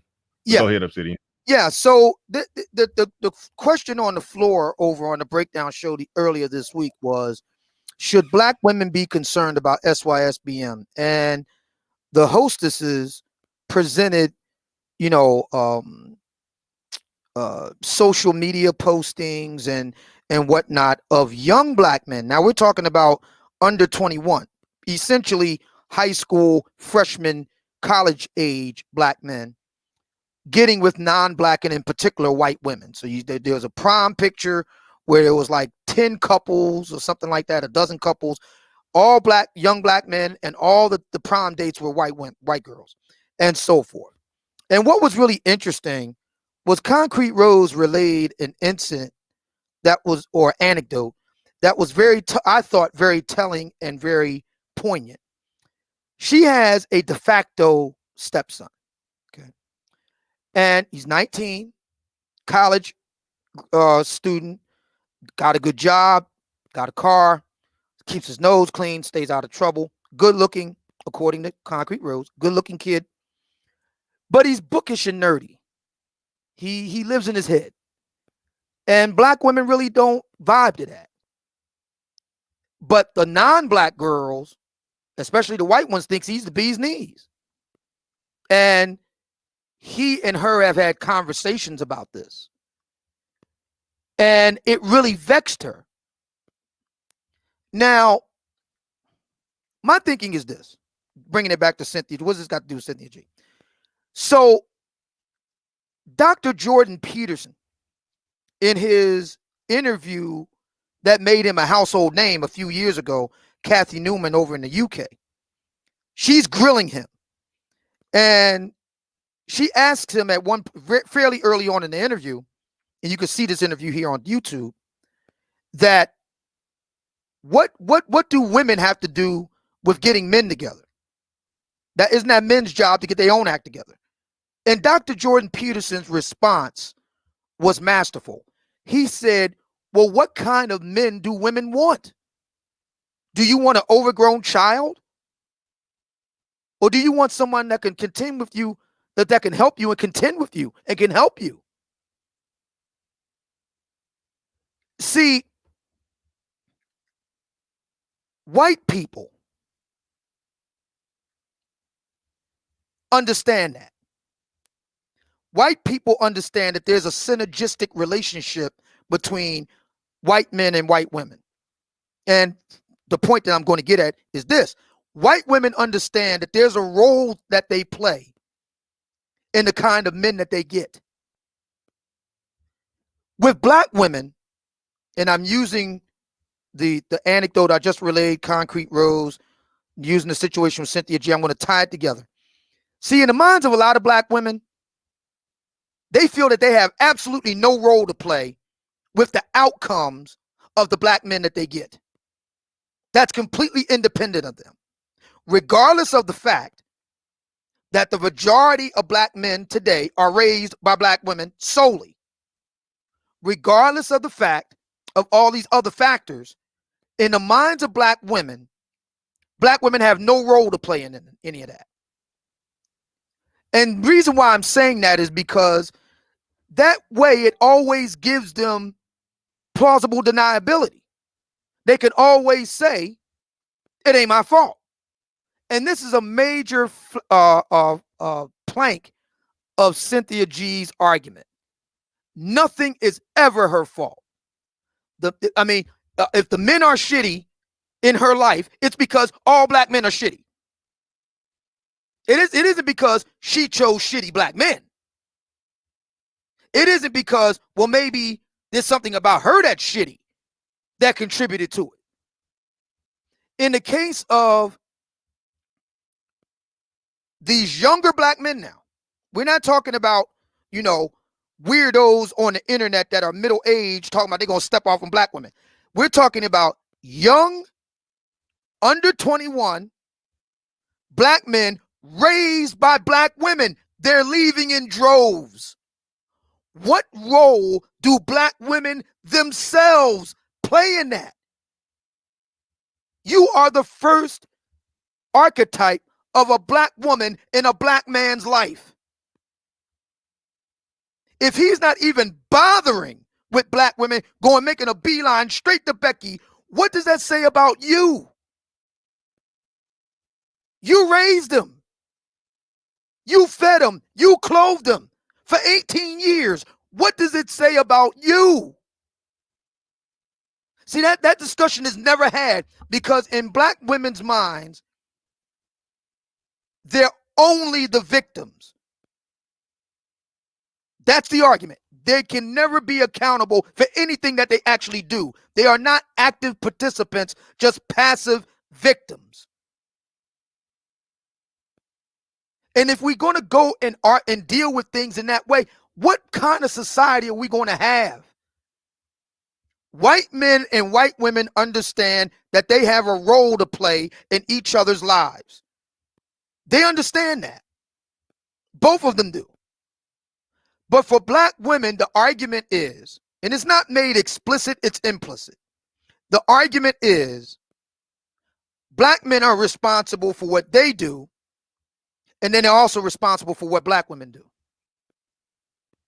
I made a point, Bernard, on the Concrete Road show, because the argument went down to it's the media's fault. This is the argument that a very popular YouTuber named Chrissy makes. Dark-skinned black women are being done wrong by the media, for conveniently forgetting the fact that when it comes to black women's presentation in the media, black women run it. From Oprah on down, black women run it. Ava DuVernay, you name it, black women run it. It wasn't a white guy that wrote Girlfriends or Living Single. It was a white black women that wrote those shows. Black women starred in those shows.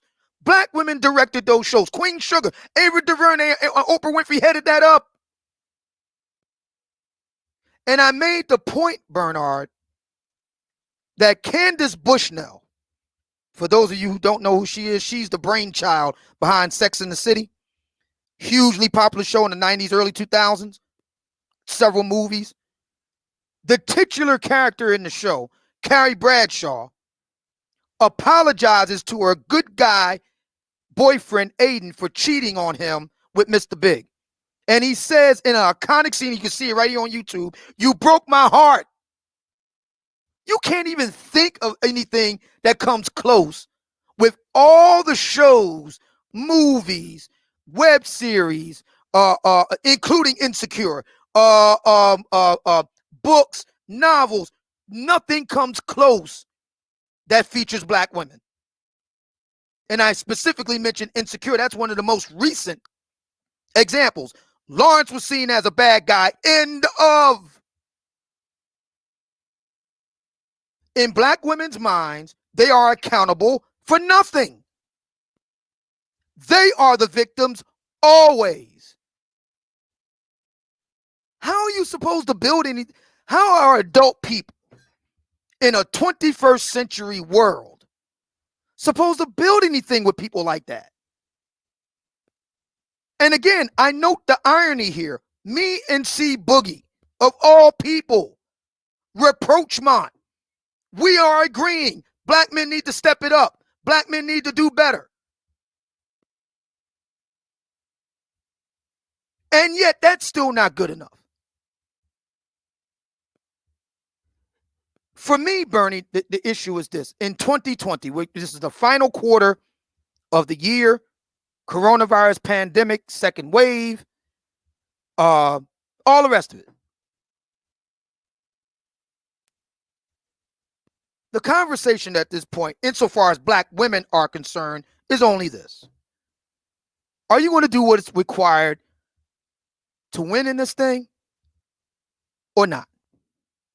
All this stuff about what black men ain't doing, the collective this, all of that is diversions and a waste of time. You either want to do what's required to get with a brother that's got his act together, or you don't. Kevin Samuels talks about this night in and night out. My recent Tinder experiment bore it out. You got the situation we're talking about right now with Cynthia G. I mean, one bogus fragile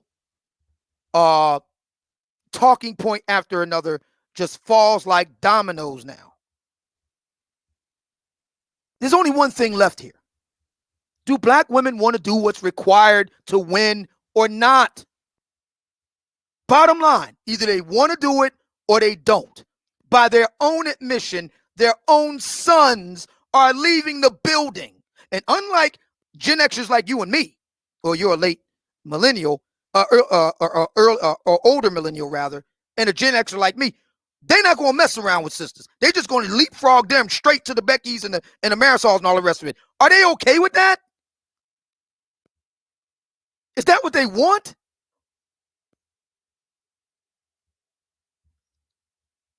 From black women from the 50s on down to teenage years, it's all the same. And what is it going to take for black women to move the goddamn needle and talk about things that actually matter?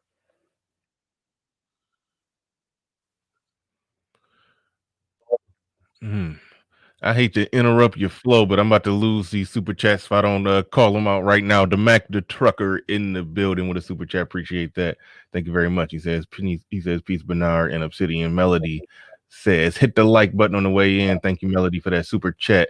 Nick O says black men need to be more resolute about the issue. Black women do have a preference for losers unless you are rich. Look at her mate. Calling winners ugly is fuckery. Thank you for the super chat, Nick O from Canada. From Canada. Real quick. Oh shit, I think those might be lost and gone forever. Hold on. Got to get him. Jalen Roddy. There we go. He found it. Jalen Roddy in the building. He says, great show. Oh man, spitting today. Definitely is. He bringing the heat and the venom. Spitting it. Ambush 850 in the building. He says, since they outnumber us, black women will have to get together. Will some of their homegirls and offer men package deals? Share your man or be less. All right. I might do a show on that. Okay. Yeah. So I mean, real quick. Ray Clemens in the building. He said, shout out to Obsidian cooking today. Definitely. And also my main man who we got down here, Black Wizard. I know I saw you. There you go. Got Black Wizard coming through with a super chat. Appreciate Black Wizard. He says another thing. Nobody would listen to the media if it was an outright lie. People respond to what they see. The media plays a part in image, but so does a person's lived experience. Blaming image solely on media denies the lived experience. Thank you for the super chat, Black Wizard. Appreciate that. Go ahead. Oh man, I cut off your flow, so go ahead and pick up right back where you was at. So that's where the conversation is at this point, as far as I'm concerned. Going back and forth about data that's already been debunked a gazillion times. These are diversions. We got to start making it personal. What are you going to do to improve your own life? What are you going to do? What's the plan? I mean, bottom line, what's the plan to improve your own life, black woman? And yeah, that's going to involve a man. What are you going to do? Well, it's funny you say that because and I noticed that Kevin Samuels does this. When a woman comes on making a general point, he might entertain it, but a lot of times will ignore her broad general point and then just ask her personal questions. And you find out that even though she thought she was coming in, giving some perspective, insight, and wisdom on it, her personal was so fucked up that you ain't the one that need to be trying to give the broad general analysis of things. But it's not. It's a diversion. Yeah. We got to stop entertaining the diversions. What are you doing right now? What is your husband? Now, this is how Kevin does it, and I love how he does it. What does your husband think about that?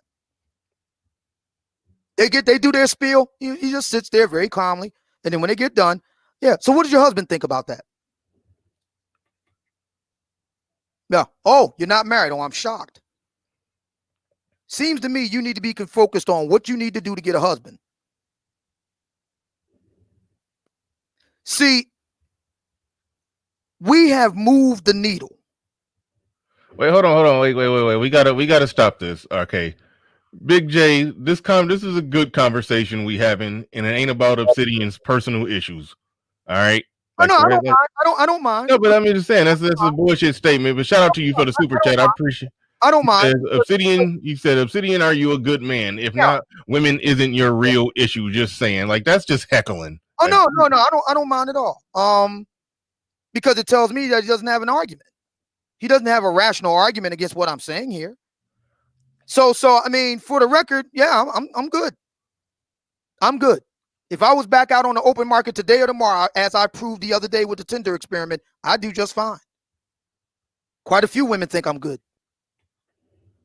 both in and outside of Black America. Thank you for asking. I really appreciate it.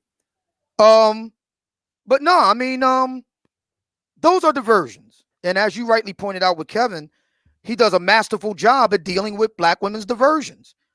Black men have to stop entertaining Black women's diversions. The question becomes, in the fall of 2020 and going beyond, what are you doing right now to get a good Black man? The bottom line, what are you doing to do that? What steps are you taking today to make that happen? I mean, anything other than that, you know, you're just pissing in the wind. Any other discussion, any other conversation, you know, we've been around the mulberry, but I mean, I've been doing this 5 years. At some point, the conversation has to evolve, has to move on. I find it ironic that when I decide to move on, it becomes a problem. We got to move the conversation along. With regard to Black women, there's conversations that Black men need to have. We're talking about Black women today. With regard to Black women, the conversation is simple. What are you doing right now to get a good Black man? Are you meaningfully competing on the world global market for a good Black man? And if so, how does that competition manifest? That is the question. Everything else is at best secondary and more often than not wholly irrelevant. And if you're somebody like a Cynthia G that's in her upper 30s, you really don't have the luxury to be entertaining any other type of discussion. Your every waking minute needs to be based, ironically enough, in self-improvement. That's the irony, isn't it? Isn't that the irony? The irony was that guys like me was fighting and resisting and fighting tooth and nail self-improvement. Well, guess what? Obsidian actually started to do it. So now we've moved the needle again. The question is, what are Black women doing to self-improve? Where's their talk? Where's their discussions about HIIT workouts? Where's their discussion about Pilates and yoga workouts? Where's their discussions, panel discussions about the benefits of going plant-based? Where is it? Where's the discussion about what real value an older Black woman can bring to a Black man? Other than just liabilities and debt and more gray hair. I mean, where are these conversations? Because those are the conversations that are going to matter. All this other stuff doesn't matter. It's a waste of time. And unfortunately, Black people, Black women in particular, have a whole lot of time to waste. They need to be talking about much more productive things that make them competitive in the mating market. And for those that have knocked themselves out of the competition, what they can do to be productive is be a signpost and a warning for other women what not to do.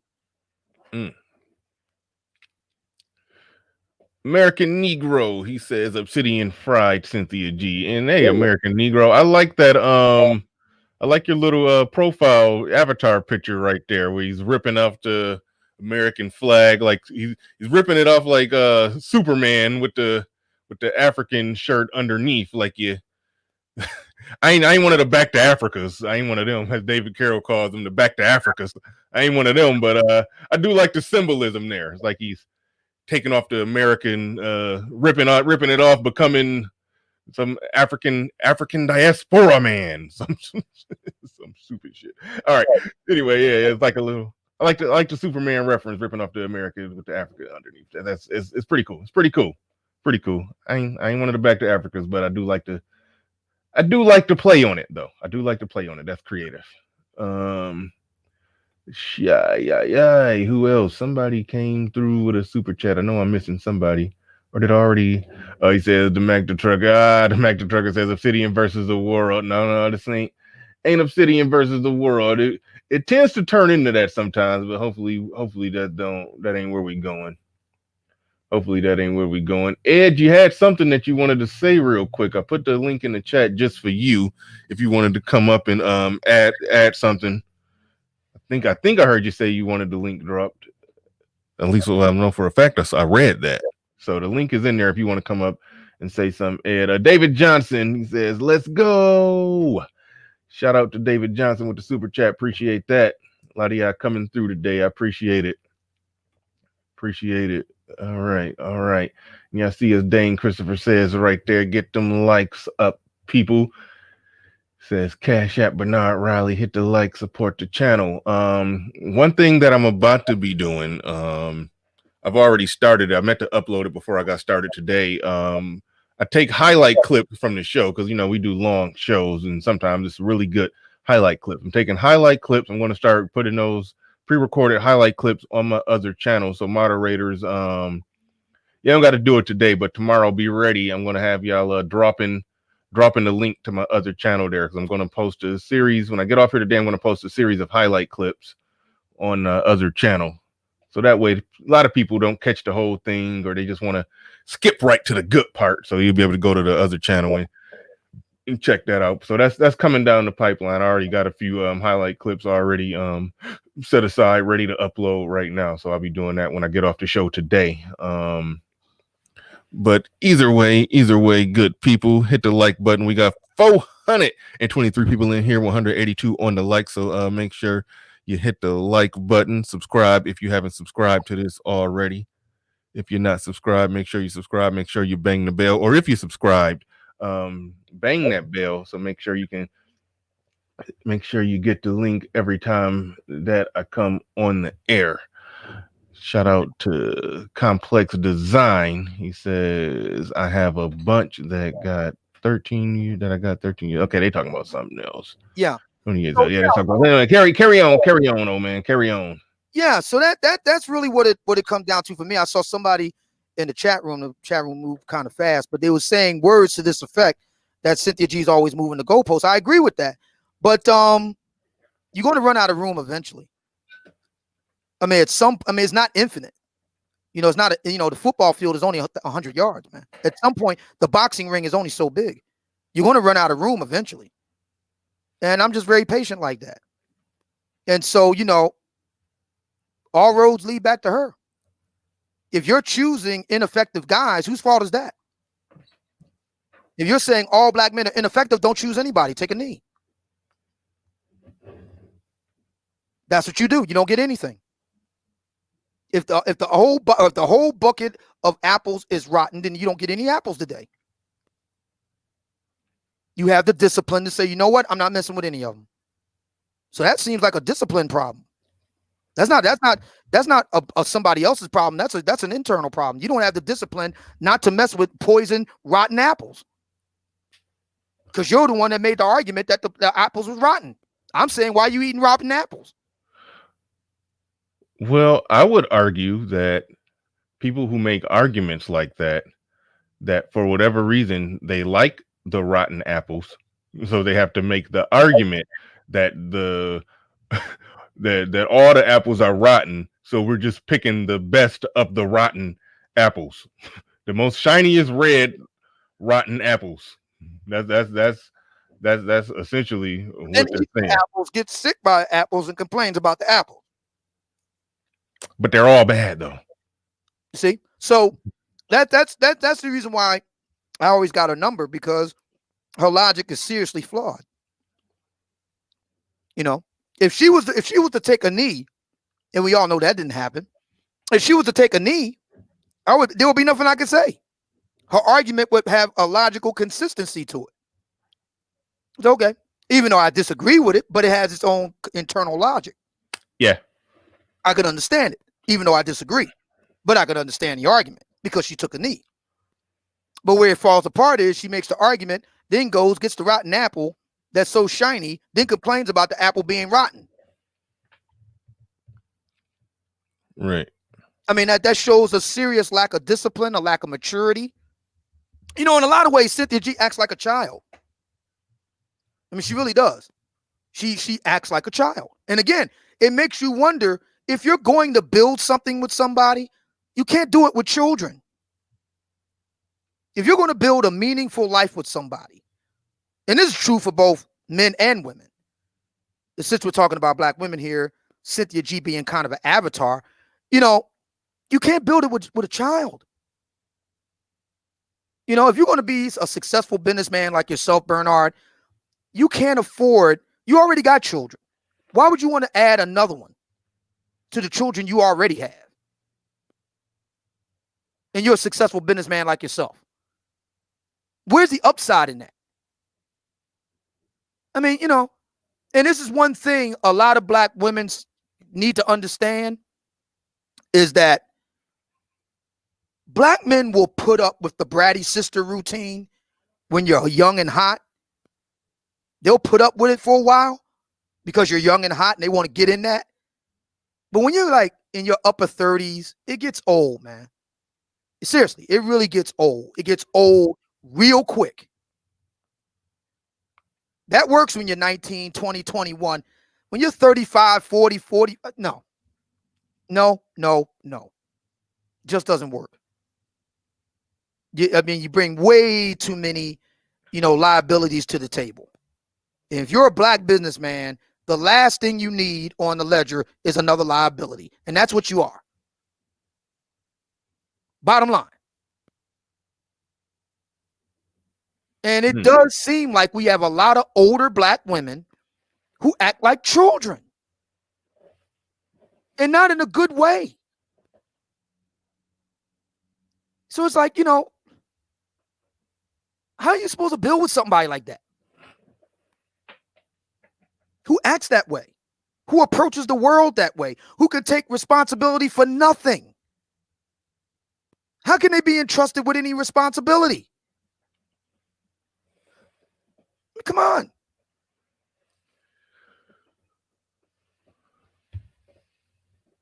Green Machine. I'm sorry. Real quick. Green Machine. Thanks for the super chat. He says, "No soup for you." The soup Nazi. Huh? I don't get that one. That's an inside joke that I'm not privy to.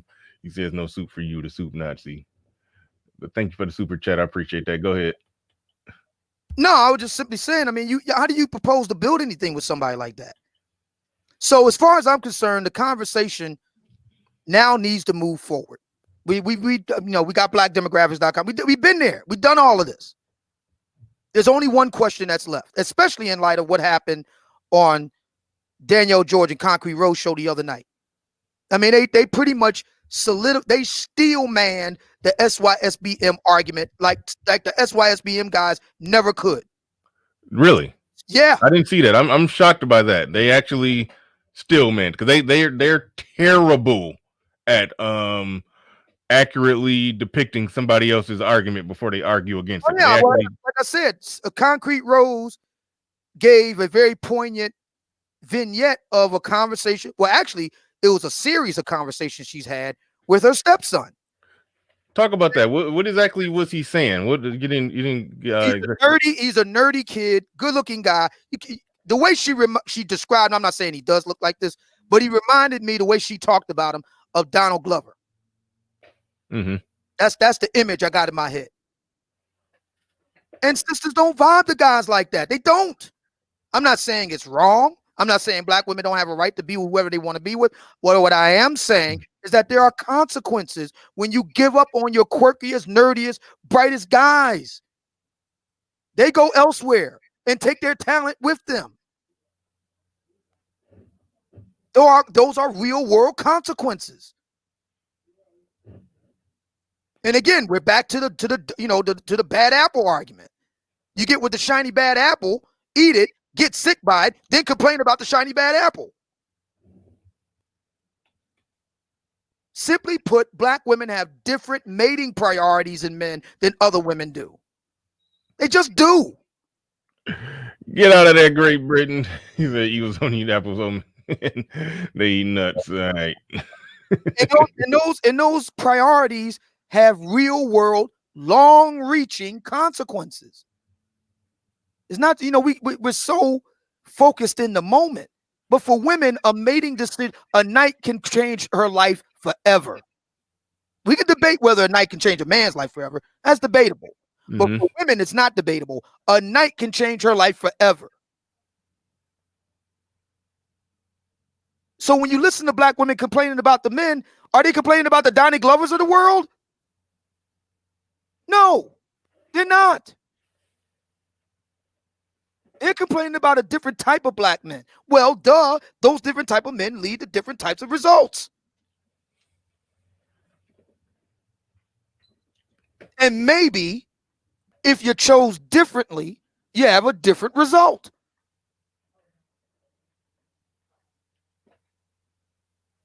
So as far as I'm concerned, the conversation in the black manosphere does play a powerful role in this. Because we're in the driver's seat now. Me and Angry Man have our back and forth, but he did say something that was really profound some years back. He said that he didn't know. No, scratch that. He said the black manosphere writ large did not know just how quickly we could put a kibosh on the much ballyhooed black gender war. He was right. I mean, the black gender war has effectively been over for about 3 years. Just for the very presence of a ragtag group of guys online called the black manosphere. We're now in the driver's seat. So we're now in a position to steer the narrative. I'm saying we need to do that. Stop entertaining black women's diversions. Make it personal. What are you doing right now to get a good black man? That's the conversation at this point. You either are doing something about it or you're not. Anything less than that, you're not. You want to talk about diversions? You're not. You want to talk about what black men ain't doing? You're not. You want to talk about white supremacy? You're not. Anything other than having discussions about how to raise your value as a black woman to attract and retain a good black man is a diversion. Period. That's what it is. And we all need to get on page with that and start calling it for what it is. We're in the driver's seat now. The black manosphere can call the shots. It's time that we started doing it. And then black women, we can put to the acid test. If black men led properly, black women would submit naturally. Okay, well, we're going in this direction now. This is what we're going to talk about. Now, we're going to find out if you're going to do what you said you're going to do. Are you going to submit naturally now, or are you going to prove that you're just a disagreeable bitch? Which is it? We're going to talk about this now. That's what we're talking about. Now, you get to decide which one are you. You either going to march, like white women do with white men, march. Like Hispanic women do with Hispanic men, march. Like Asian women do with Asian men, march. Like Jewish women do with Jewish men, march. Like Arab women do with Arab men. Or are you going to prove that you're that disagreeable woman that Suleiman talked about in the Bible? Which are you? Choose the day which you going to be. Choose, decide, make the call. We're going to talk about this now. We're not talking about white supremacy no more. We're not talking about the collective of black men no more. We ain't talking about black demographics no more. We're talking about what are you doing to get a good black man today? We want to hear you have discussions with your sisters in public today. We want to hear you talk about HIIT workouts today. We want to hear you talk about yoga and Pilates, doing those workouts today. We want to hear you talking about how to conduct yourself as a lady in public and private today.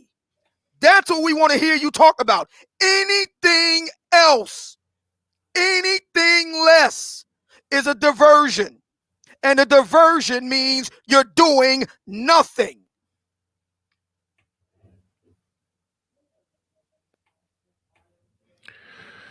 Whew.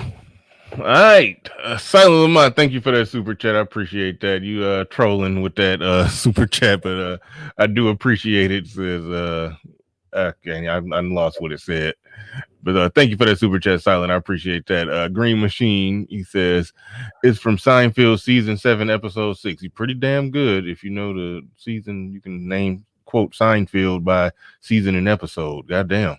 He says from Seinfeld season 7, episode 6. Follow the chef's rules, or you don't get the pleasure of spending your money with him. Thank you for the super chat. Appreciate that. All right. You laid out something interesting. I like where you I like where you're going with that. It's it does put the kibosh down on a lot of the arguments that we see gets thrown out here, because and I didn't always look at it like that, but it has played out to be true whenever that happens, when somebody is trying to make those arguments. It does end up happening when you start picking apart their personal, that it ends up to be, all kinds of messed up, and that shows that the argument was just a diversion. So yeah, most of the arguments against the Black Manosphere are diversionary arguments, and so yeah, you definitely on point there. He says, Bernard, come on, man, you missed my first super chat, then didn't read my 5. I didn't know you sent another one. My bad. And then didn't read my $5 super chat. Come on, brother. I'm taking it personal now. Nah, you don't take it personal. Silent. If it's still there, I'll read it. You was trolling. Obsidian was spitting some good shit, and then you want me to talk about? Hold on. Where is it? Obsidian was saying some good, moving the conversation forward shit, and then you trying to pull us back with behind every good, strong black man stands a beautiful white queen. Come on, man. He trying to move us forward. You trying to pull us back.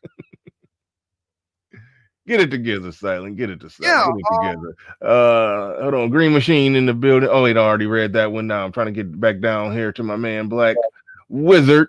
Thank you very much for that. Hey, that's not Black Wizard. That's David Johnson. My bad. I could have swore I saw Black Wizard drop something, but it's David Johnson in the building. He says, notice you never hear other women teaching women about self-improvement beyond get the beyond get the bag. The same way you never hear women teach other women accountability, responsibility, ownership, submission, femininity, and exercise. Thank you for the super chats, David Johnson. Appreciate it. Also, we got nope. I think that's it. I think that's it right there. All right, go ahead, old man. No, I'm just simply saying it's very important, and this does bring it back to us now, black men, in the Black Manosphere. It's in general. Talked about Kevin, talked about yourself, myself, even Angry Man. This is very important. We're in the driver's seat now.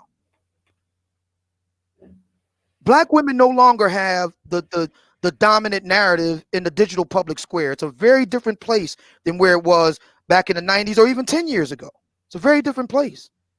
We are now in a position to drive the narrative now and to set the table. We got to stop letting black women, for whom it applies, set the table of conversation. See, as far as I'm concerned with Cynthia G, I have zero interest in talking about white supremacy, what the collective of black men are doing. I'm interested in what she's doing. I'm interested in knowing what she's doing to make her life better. And that's going to involve a black man. I want to know about that. As far as any other black woman that I'm talking to, that's what I want to know about. I'm not interested in all this other stuff that don't have absolutely nothing to do with nothing at the end of the day. I want to know what they are doing today, right now, in real time, to raise their value, to get or keep a good black man. That's the discussion. Well, what do you think about this? And when you follow a lot of the shit that they're saying, I think what we're actually hearing is something that we've always known, is that a lot of them are actually good with it. They're good with the simple fact that they can make their own money enough to get by and then just do what they want and they don't get the exact results that they want. Like, for example, I don't know if you saw the stream that I did where I was breaking down something that a black female YouTuber was saying, where she, on one hand, was saying that, you know, months ago, she was saying that, yes, a woman should take the time and learn herself and get herself together, rather than getting educated, get her career, build her career, establish her household, learn how to budget and learn how to do all of that, and get to the point to where she completely maxes out, you know, gets an A+ in adulthood, to the point to where she's just thriving and financially secure and set. You know, basically everything she said, it would take the typical black woman until she's about 30 in order to be able to do all of that. Even if she's good, it'll take her till she's about 30. That same black woman, much later, 3 months later, also made a stream saying that, oh, it's okay for a black woman if she makes it into her early 30s and she haven't found a husband yet. It's nothing wrong with her just going and getting pregnant by somebody while that biological clock is ticking. Anybody who believes that in 2020 is a fool. Yeah, but so do you see that they're making that argument with a straight face? So in their mind, I mean, she basically laid out essentially the feminist wet dream. Basically, live your life. And what feminist is happy? Name me the black feminist, especially. Name me the black feminist that is actually happy with her lot in life. To a sister, they are miserable. To a sister, they're miserable. But you do see how the trap is set. How they basically setting the trap for themselves. Live your life by yourself. You know, date whoever. You know, just and any black woman who follows that line of reason is a fool. Yeah, because they only giving themselves a 2-year window before it's time to go find a bed bug. Basically, they're a fool, and they need to be called as such. The wise man Socrates said that the beginning of wisdom is the proper calling of things by their proper names. That's a foolish thing to say. If a man said something like that, the analog, a black man saying the black male analog to something like that, we would clown him from here to next year. And yeah. Rightly so. This argument was made with a straight face, and a lot of them, that's generally what they do. That's the logic. Give yourself that small window to possibly find a husband. You don't get it in that small, 2-3 year window. Just go get pregnant before the biological clock really start ticking. But there's once again, we got to bring it back to things we keep overlooking about black women. See, black women want to have it both ways. Now I'm going to turn to the good sisters. Mm-hmm. Because, a lot of good sisters will say you give people like Cynthia G all this attention. They're right. We do give people like Cynthia G a lot of attention. So now we're going to give the good sisters some attention. Now you're going to get some of the smoke. See, it ain't enough for you to just quietly do your thing. Nuh-uh. No. That's good. And it's required. And it's admirable. But it's basic. It's time that good sisters stood up and sounded off on these broads. See, it ain't enough that Obsidian or Bernie called these women a fool. Good black women need to call black women like Cynthia G fools too. Because you have a role to play in this. What kind of men do you want? See, I loved it when Dr. Jordan Peterson asked Kathy Newman that question, stopped her like a deer in the headlights. Because Kathy Newman is a white woman. She's a British white woman, but she's a white woman nonetheless. She understood exactly what he said. What kind of women do you want? I mean, what kind of men do you want?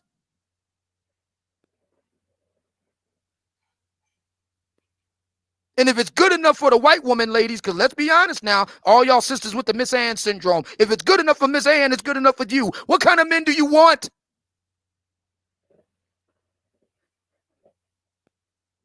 If you want good brothers, you got to back them up.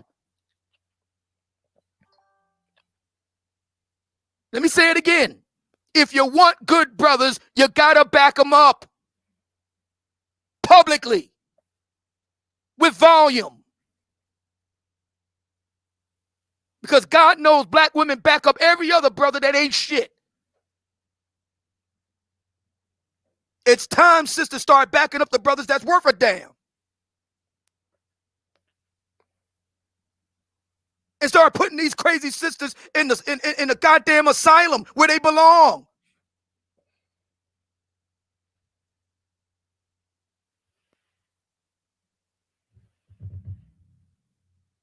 It's time that you put some work in around here, good sisters.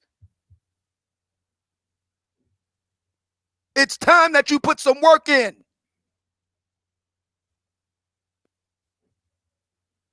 Because I'm going to say it again. What kind of men do you want?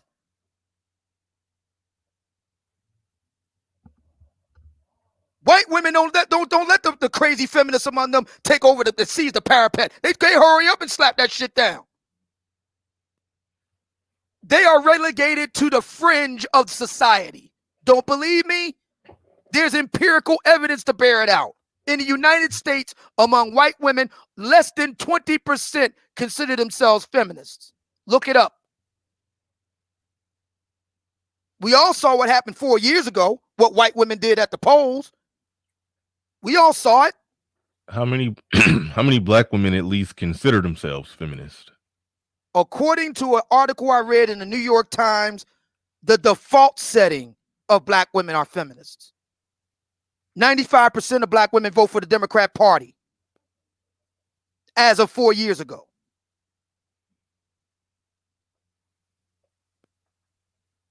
So this is a very, very important thing here. Black women have a role to play in this. They get to determine what kind of black men they want. They get to decide. They get to make the call. And I'm sorry, we ain't got enough sisters out there, so self-proclaimed good sisters out there making the call, man. We can count them on one hand at this point. One of whom wrote a book 30 years ago. That's goddamn atrocious. Nah, sisters, you got to put your work in around here. It's time you stepped it up.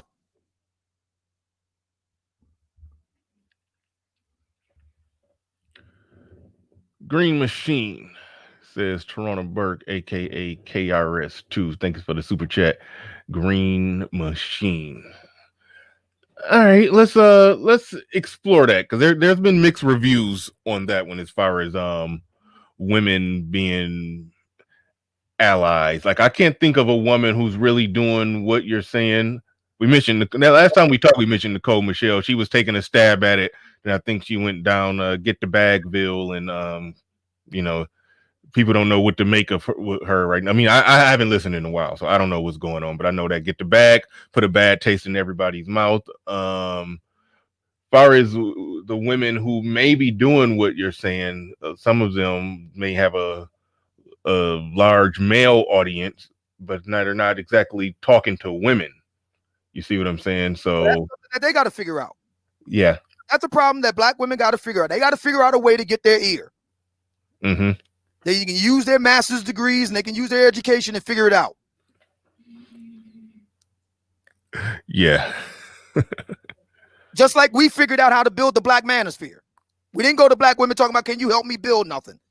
I ain't do none of that shit. I figured it out. I say the same thing to these sisters. Figure it out. Figure out how to way to get your sister's attention. Figure it out.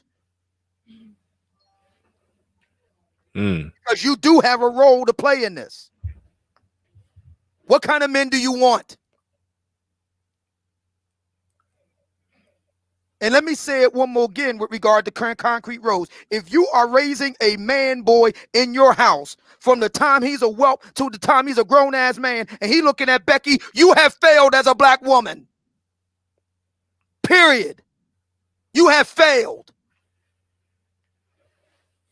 Don't come to me with all that black shit when your own son in your own house is looking at Becky. You failed.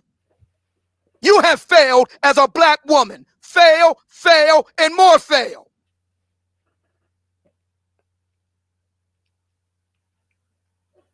Charity begins at home. And your own son looking at another woman because you failed to properly model what a black woman should be. Fail.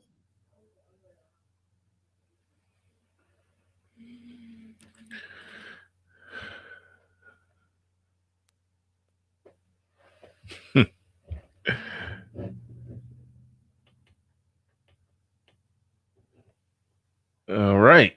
That was we had a moment of silence after that one. Yeah. Yeah. I don't even know where to go after that one. That was yeah, I gotta go and re-listen to that conversation. I really do. Because what I'm curious about, was it more so he was just saying that, hey, he's just kind of nerdy, quirky, black women ain't feeling him, or was he saying that, hey, I'm not really feeling the black women, the black, which one was it one or the other, or was it both?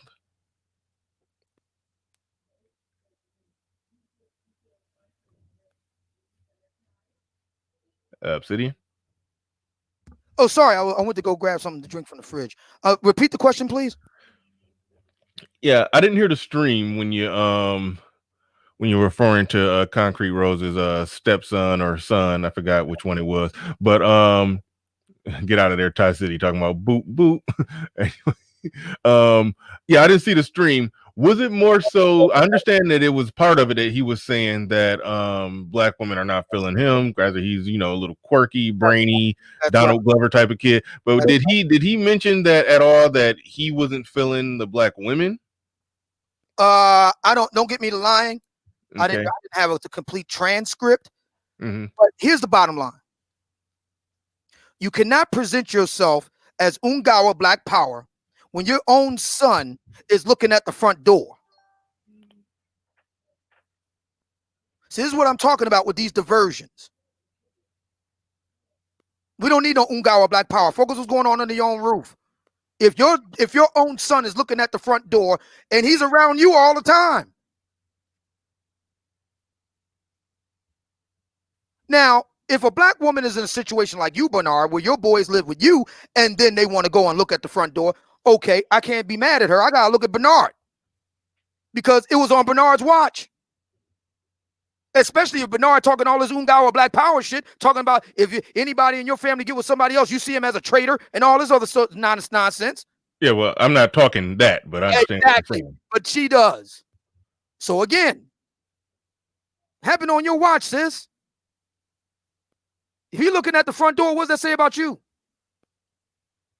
And you're talking all this Ungawa Black Power stuff. Black women got to do a better job of representing black women so that they can be viable mates for black men that got their act together. Let's talk about that. Let's talk about it.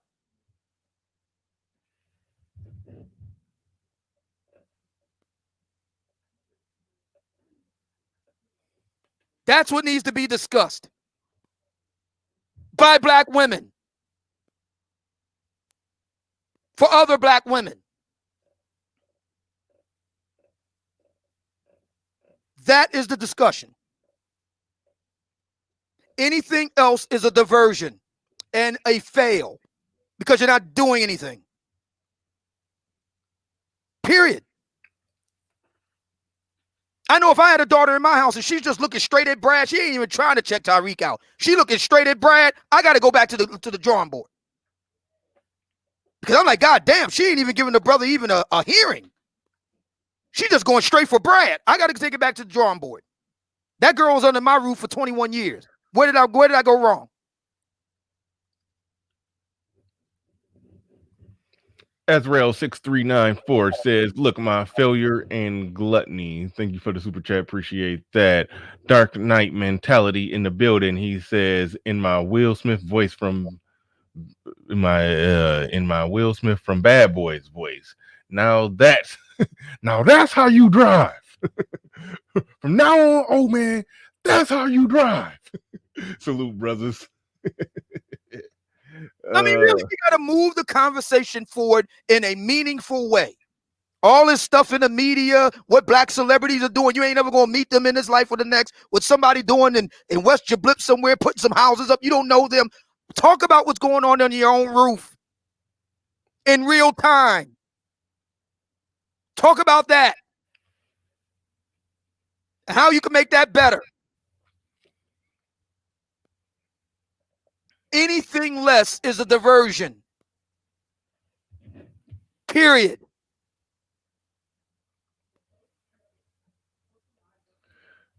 Think we got fresh super chats coming through right now. Not super chats, cash apps. I think some people hit the cash app. Actually, no, just my man New came through with a cash app.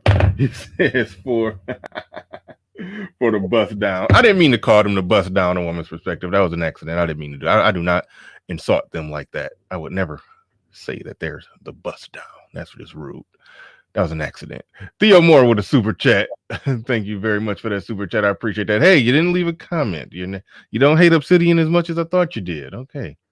Just knew you. As soon as I saw your name, I just thought you had a whole paragraph or two for Obsidian. But thanks for the super chat. I appreciate it. He says Obsidian saying she failed as a mama. Well, I mean, well, how else is there? What else is there to conclude? If you have a pro-black perspective, you have a child in your household that you are responsible for raising. You are modeling for that opposite sex child what the ideal black woman should be. And he comes and tells you he looking at the front door. What am I supposed to conclude from that? What else am I to conclude? Where does he get his first image of what black women are? Where? If he's getting it outside of the home, you really failed. I got my first conception of what a black man is from my father and my grandfather. I didn't get that shit off of TV. I didn't get the internet wasn't around then. I didn't get that shit off of TV, off a movie screen. I got it at home. That is an interesting point because it seems like that's one of their most null and void arguments if they're saying that black men are getting a bad perception of black women off of TV. I'm like, he live in the house with you.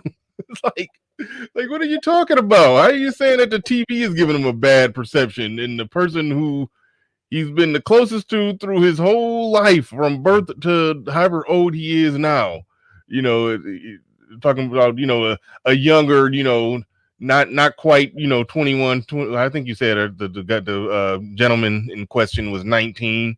Yeah, he's been around a black woman his whole life. So the perceptions on the TV don't matter at that point. We can all agree with that like how silly would we sound if a black man raising his daughter said that she grew up and didn't want to be with black men because the TV gave her a bad perception of what black men were, ignoring the fact that there's a black man in raising her whose house. But here's something else. We need to turn that goddamn fucking TV off. You know what? I've been without a TV for over a decade. I don't miss it one little bit. We need to get rid of that shit. If the argument is that from a lot of black women that got these kids that they getting it from the media, then why you got a fucking TV in the house? Throw that shit out the fucking window. It's your house. So he's watching all that TV in your house. Yeah. Fail. David Johnson in the building. He says, I'm going to just say this so brothers will understand. All bitches are batshit crazy, period. So deal with each one as such and you will be fine. Thank you, David Johnson, for the super chat. Been making the super chat ring. Thank you again, New, for coming through with that cash app. You always come through on the cash app, and I appreciate that. Also, I know I saw another one come through. My man Perfect Storm in the building. I remember when Sister George said you ain't a perfect storm, she called you a light drizzle. That was like the funniest thing she ever said. She got you good on that one. I'm gonna get her back for you.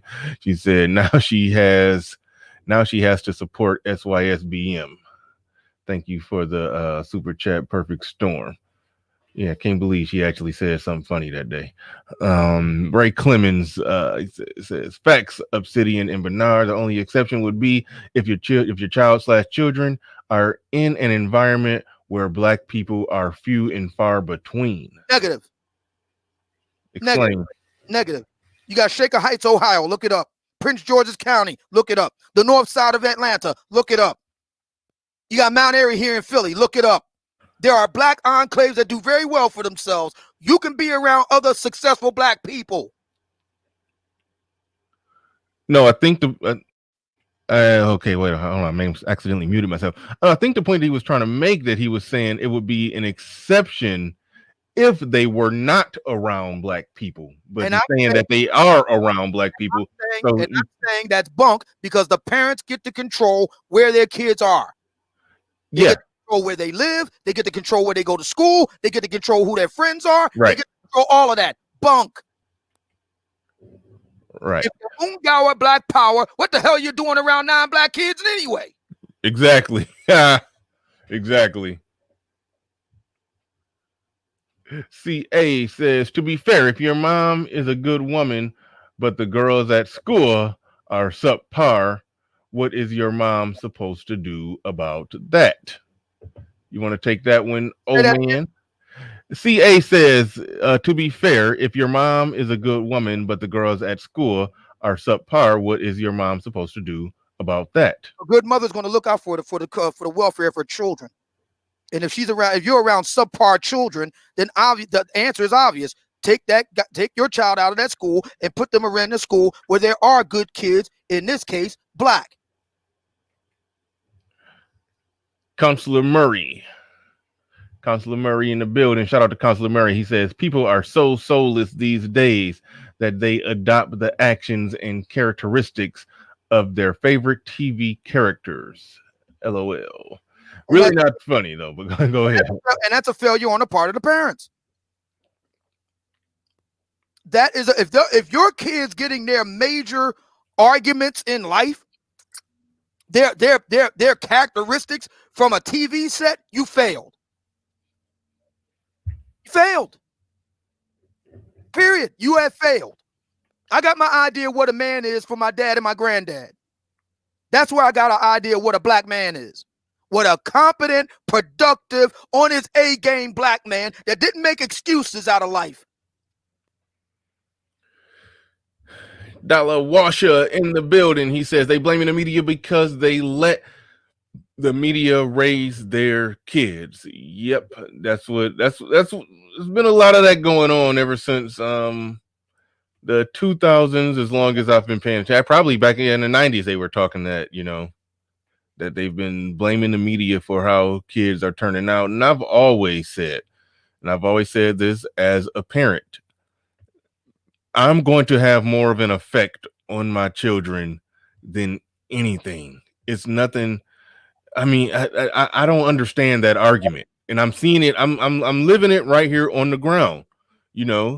Kids, when kids are watching TV nowadays, it's not just whatever comes on TV, because the TV is ultimately the internet, or there's the gaming devices, the Xbox. You can have YouTube on that. So on a big ass 60-inch widescreen, they're watching YouTube. They're typing in specifically what they want to see and going down rabbit holes. So it's all kind of stuff that they're easily exposed to. But your parenting skills got to be subpar or awful if whatever they're seeing is going to literally just overtake them to where nothing that you're doing in their life, nothing that you're saying to them, nothing that you're teaching them on a regular, or if you're just not, do you even stop and look and see what they're looking at? And granted, there's been times when my kids have seen something that I was like, whoa, I don't, but I just talked to them about it. We got to have a talk about this one, because I don't get it. I don't get it. Like you have full creative control to put perspective on as many things as you want. You can't see everything they see. You can't be over their shoulder every minute. You can throw the TV out the window, as Obsidian said, but even short of doing that, you still have control as a parent. So I don't know. It's almost like I get the feeling that the parents that are saying that, I get the feeling most of them have not lost that control. I get the feeling that they're trying to make excuses for other people. Sort of like the argument where And this happened in the black conservative versus black liberal, progressive, or independent debate. I don't want to just call them liberals, but either way it goes, this happens a lot where the shout out to David Monroe, because he was talking about all the people that he was debating. He was like, y'all are bootstrap niggas. Y'all pulled yourself up by your bootstraps. Y'all wasn't born successful. But they make a lot of arguments as to why other black people can't be successful because of A, B, C, and D. But you grew up and had the same, there was no exact policy. That was one of David Monroe's better arguments. There were no policies in place that made you successful or stopped you from being successful, you see. So I feel like a lot of times people are making arguments for or reasons or excuses why other black people or other people in general are falling prey to things that they personally didn't fall prey to.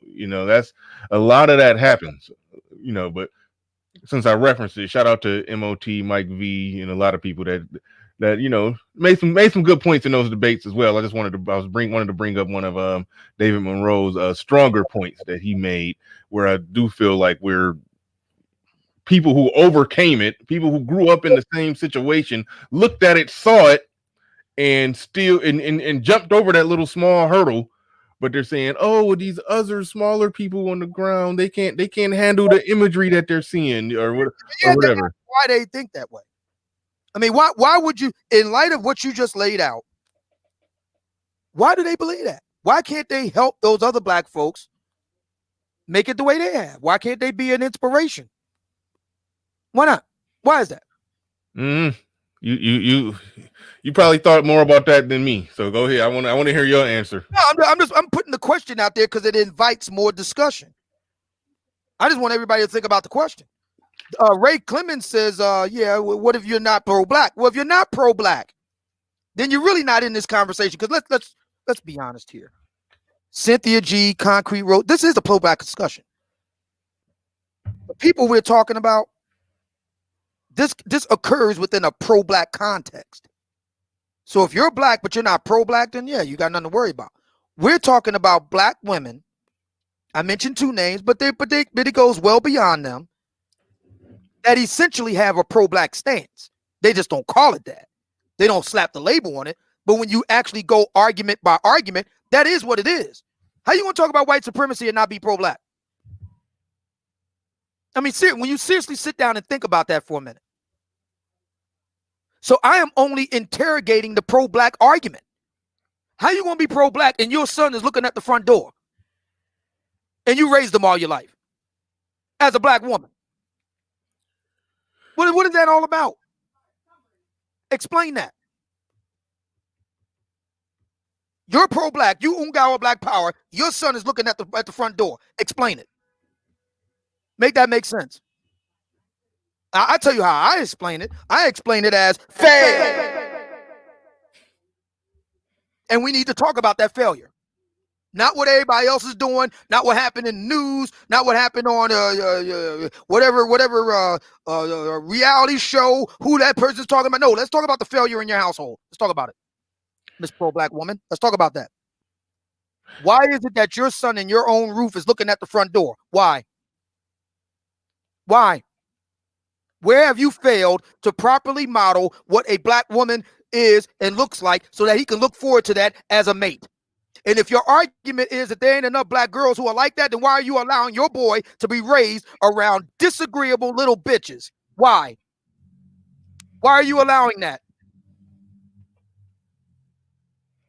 Miss Pro-Black? Ray Clemens came through with another super chat. He says, duly noted, but what if you are not? Okay, you already responded to that. See, I don't read them until I actually read them out loud because I was looking at something else, but you already more or less responded to that one. But thank you, Ray Clemens, for that super chat. And I got to stop doing that, by the way, putting them on the screen and not reading them because sometimes I leave crazy shit sitting up there forever. But Black Wizard says, I don't think a kid's choice in partner is a fair critique of failure as a parent. If a critique like that can be fairly made. What's your thoughts on that? That did go through my mind, but was that Black Wizard says, I don't think a kid's choice in partner is a fair critique of failure as a parent if a critique like that can be made fairly? Sure it is. We are all the sum total of our experiences, and up until the time we leave home, and we can debate that age now. But I left home at 18. I don't know about you, Bernard. I left home at 18. Yeah. Up until birth, until 18, I was the sum total of the teaching of my parents, in particular, my father and grandfather. My mother played very little role in my upbringing beyond 7 years old. After that, it was all my dad and my granddad. After that, I mean, she was around. I mean, you know, I came up in a 2-parent home, whatever. But I mean, she didn't play like a direct hand in my upbringing after that. Because my dad was a very hands-on type man. My father was a very tough man. He was a very hard man. My grandfather and my dad, they were very hard men, man. They were not sentimental on Golden Pond people. They weren't. They were very, you know, hands-on and very difficult. They came from very difficult circumstances, and they understood what the boys in their family was up against, and they, you know, didn't take any prisoners in that regard. And I'm glad that they did. I would have folded like a house of cards a lot sooner in life had they not done that. I would have never made it, given the things that I've been through, which I don't talk about a lot. I'm glad that they did. As a matter of fact, I know what my dad and my granddad did. It was like, look, you got to be able to stand up for yourself in this world. And often you're going to be doing it alone. We're not going to be able to be with you all day, always. You're going to have to be able to handle that on your own. And they were right. And their methods often clashed with my mom's methods. And they told her to go sit down somewhere.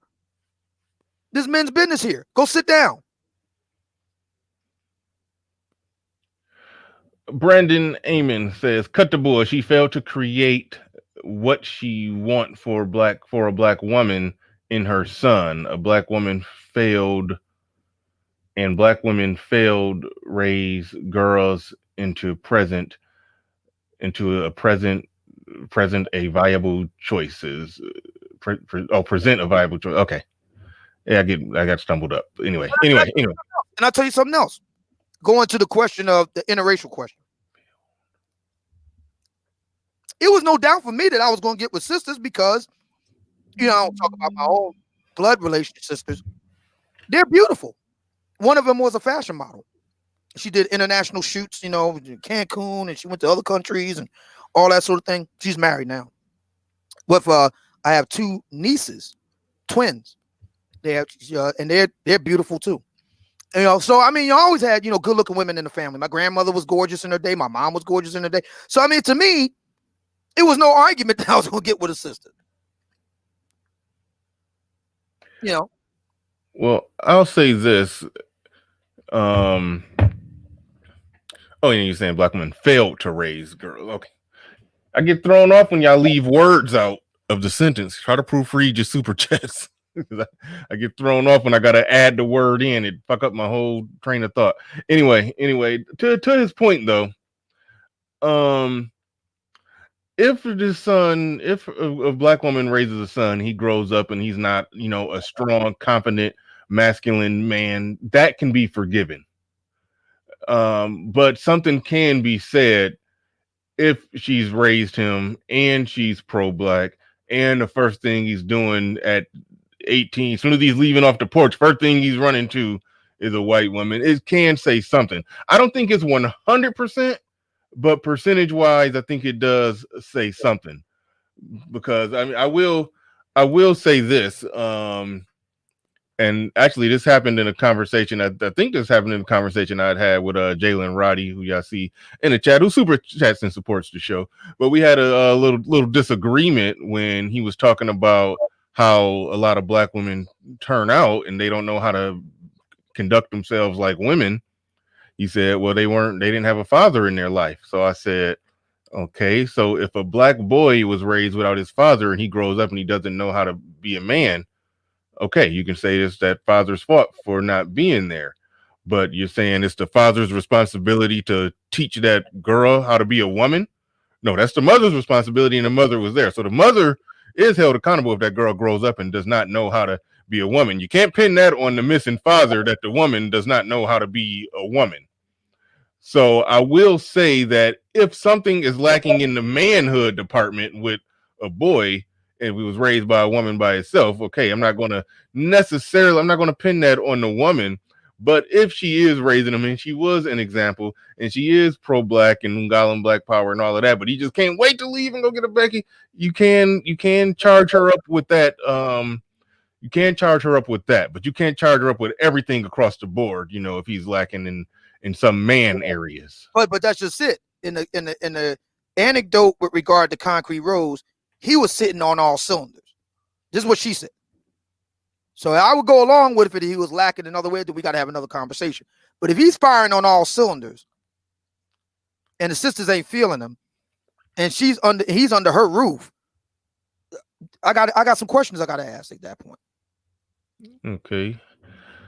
Shout out to Danica Marie. You've been a topic of discussion in this space as of late.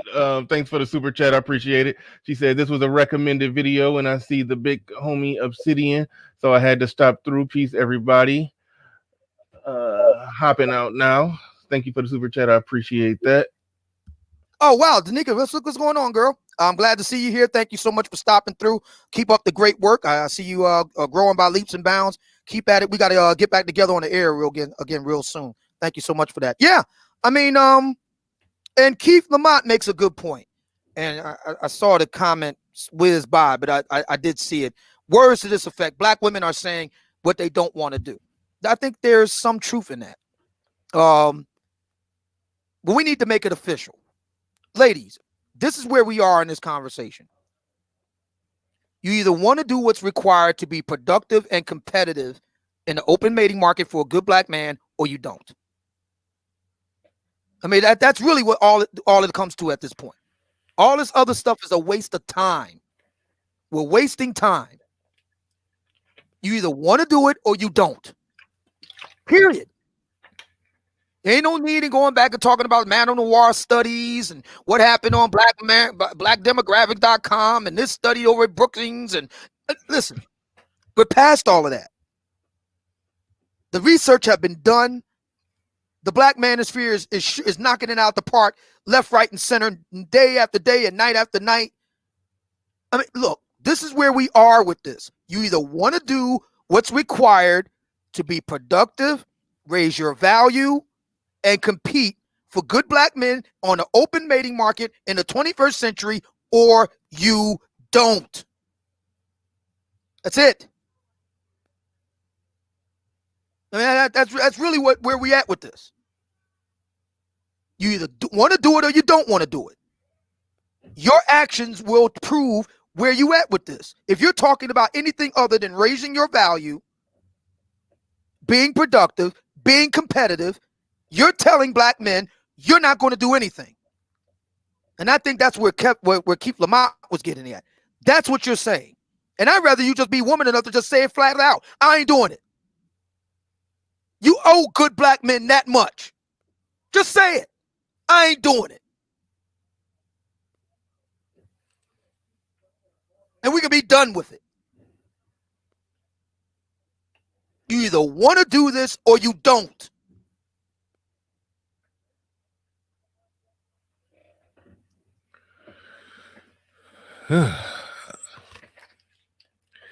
Gotta take a sip. Y'all make sure y'all hitting that like button. We got 485 in here, 232 on the likes. No reason why we shouldn't be sitting on at least 300. So y'all could definitely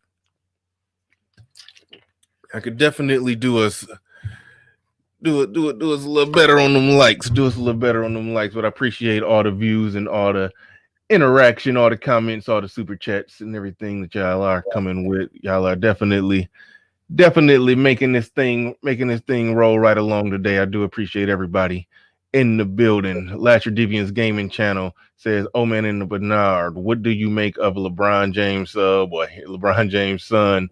Then daddy is pro-black. His son is pro-Becky. Well, you don't. Well, okay, pro-Becky. Explain that ish. Interesting. Interesting point. Interesting point. Again, I gotta look at LeBron James. This happened on his watch. He brought that boy up in his house. So I gotta look at him. If he's gonna be pro-black and Bronny Jr.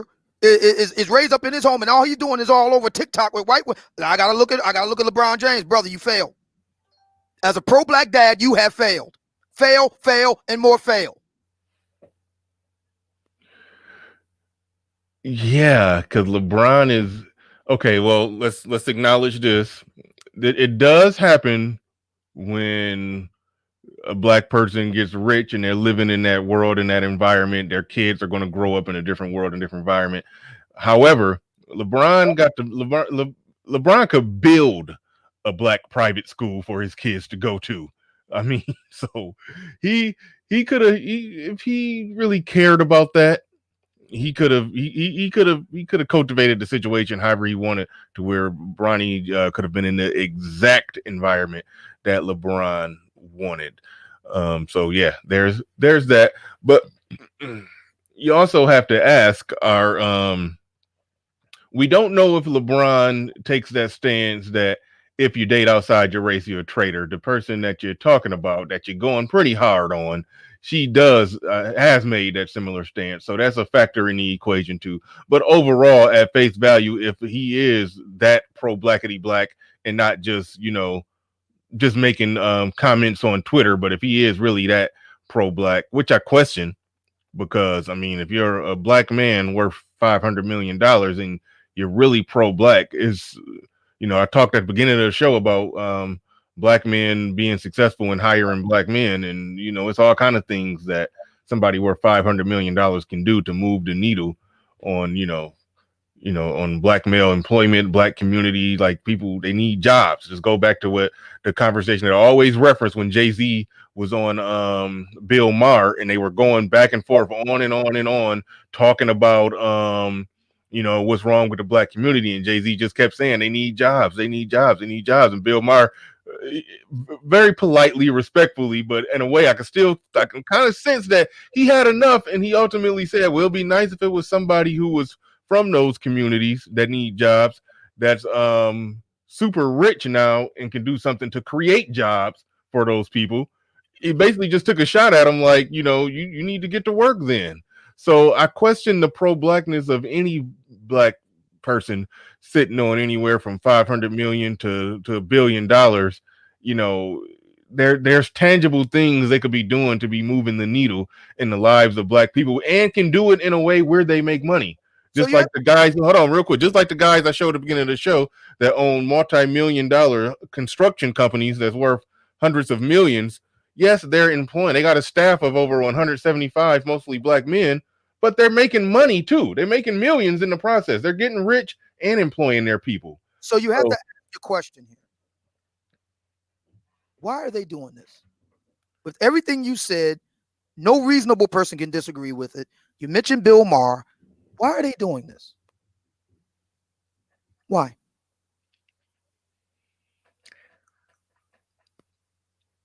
Why who? We were talking about Bill Maher, we talked about the breakdown, we talked about LeBron. Why who? I'm talking about the very wealthy blacks that you mentioned. Mm-hmm. Jay-Z, you mentioned LeBron James. They talk a mean game about being pro-black, but you mentioned other things that they could do in a tangible sense that, as far as we know, they haven't done. Right. Why the spiel? Why? Public show. Exactly. Public show. It's no doubt a public show. That's why I don't buy it. Yeah, I don't buy it for 1 minute. And what is a public show? A public show is another word for spectacle. Mm-hmm. And what is a spectacle or diversion? I like how you circled that back. I like how you circled that right back. We have to resist the urge to do this, black people. I'm putting this on black men. See, black women want to say black men are the leaders. Okay. So we're going to give you some leadership for your ass, and we're going to expect you to fall in line, ladies.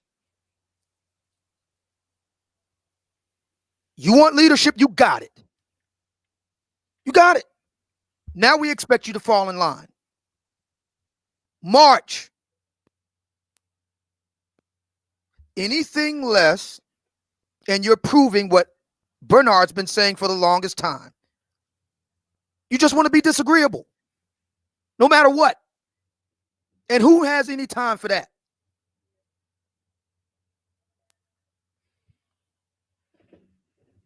That's simple. If you're going to be pro-black, then it starts in the home. If you're going to be pro-black, then that means you have a black mate. It means your children have black mates. It means they go to black schools. It means they live in black neighborhoods. It means they do business with black people. That's what pro-black means. Anything less than you're not pro-black.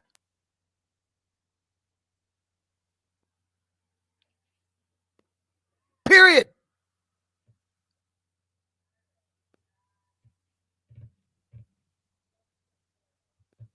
See, black folk want to be pro-black when it suits them, and then not be pro-black when it suits them. Fuck that shit. Either you're pro-black or you're not. Now, which is it?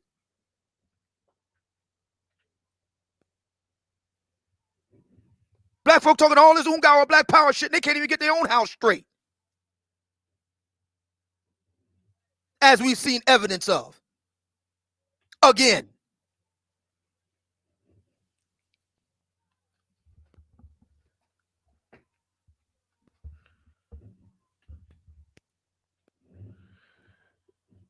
DJ Jig Tight says, 1, it really makes no sense to be pro something that you already are. It makes more sense if women date black men.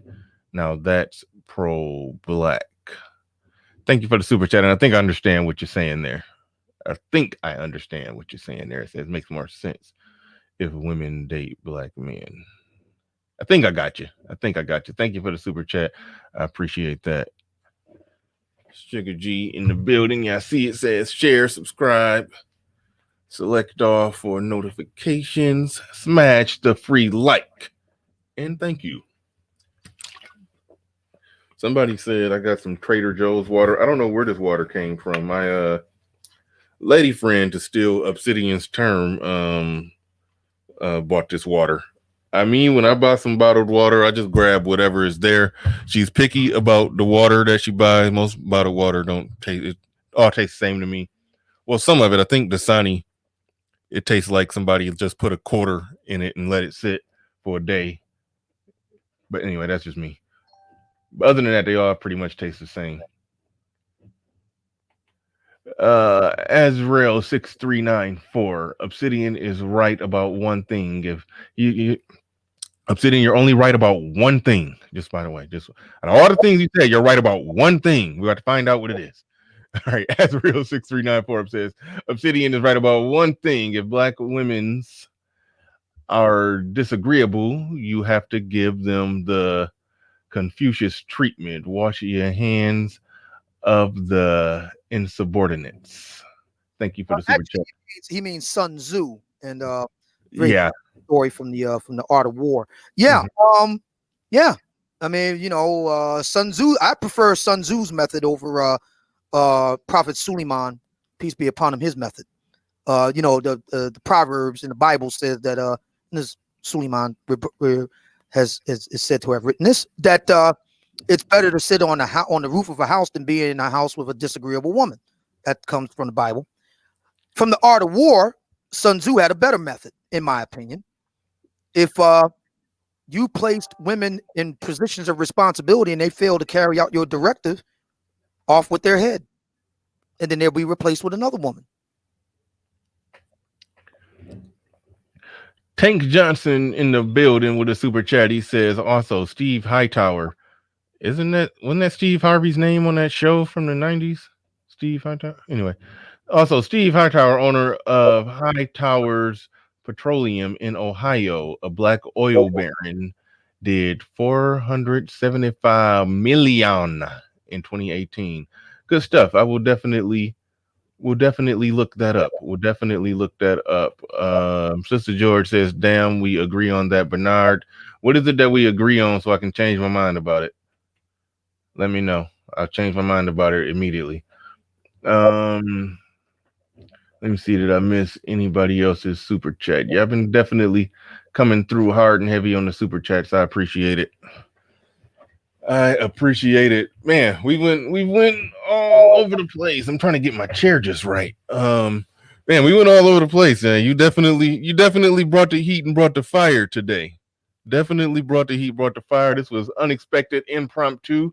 I didn't know Obsidian would be on the show today. I had my little thing that I did in the first hour, and then I said some things that sparked Obsidian. And once he just gets sparked, you know how it go from there. He went all in and all out. So yeah, definitely put some good stuff on the table. Go ahead. There's something else while we're here, and you probably want to open it up for the fellas want to jump in on all this. But I just want people to look at the screen right now. You see two black men, suited, booted, doing the damn thing. This is important for black men, but it's also a warning for the sisters, for whom it applies. I ain't talking to all black women. I'm talking about the sisters to whom it applies. You're seeing the black manosphere getting its act together before your very eyes. You're seeing black men getting their act together before your very eyes. So this is another reason why I say to the brothers, we need to change the conversation and stop following the lead of people who don't mean us well. I'm talking about inside of Black America now. I'm talking about the Cynthia G's. I'm saying we need to stop following their lead. It's a new conversation now. We need to drive it. The question is, are sisters going to follow our lead? You see what's up here on the screen?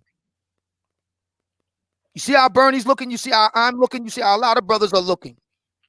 The question today is whether sisters are going to follow our lead or not. And if they're not going to do it, then step the fuck aside. Because you're getting in the way.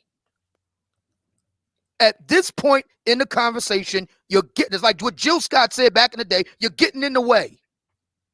If you're not going to cooperate, if you're not going to fall in line, if you're not going to march, get out of the way. If by falling in line and marching and all of that, if you mean referring to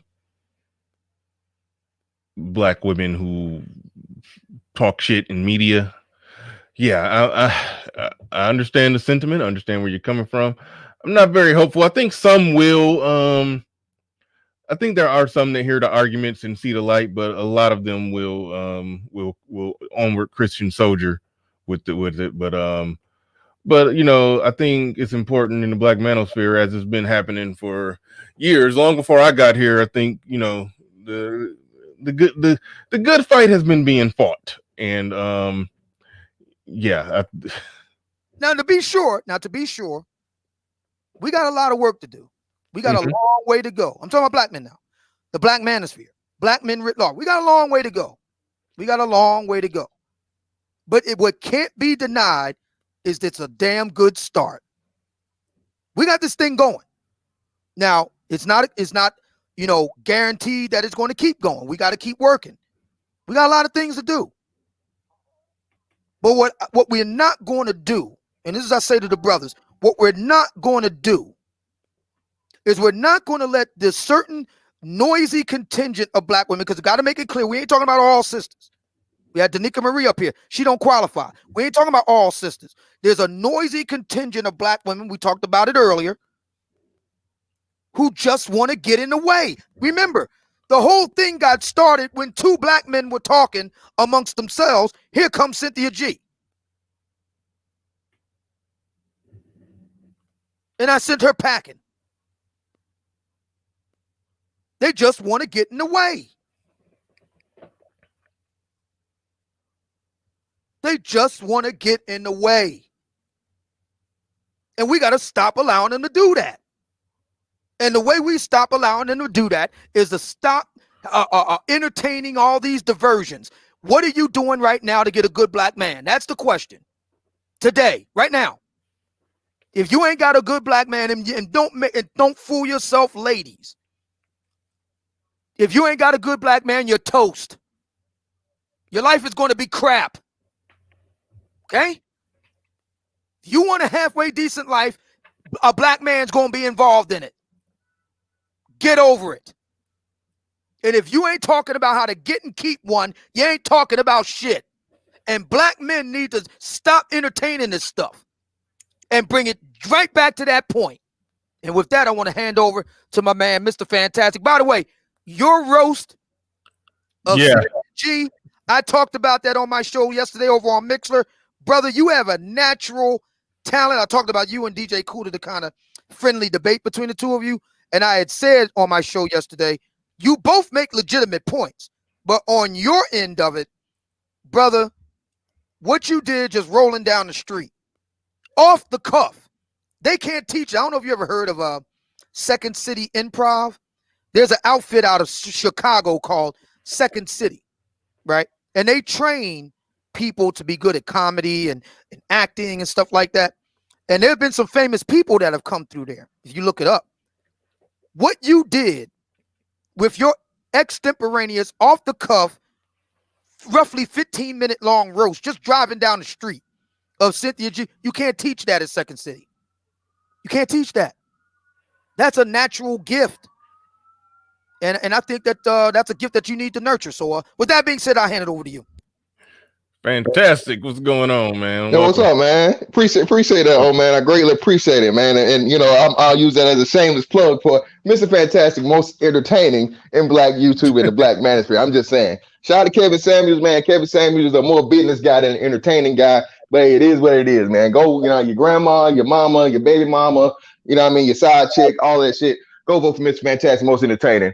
But anyway, man, shout out to everybody and everything. And yeah, Obsidian. I didn't even know this. This was the I just came in. I said probably about 30 minutes ago, so I didn't know this was concerning or stemmed from that very video that you had did concerning, you know, the nigga in the wig.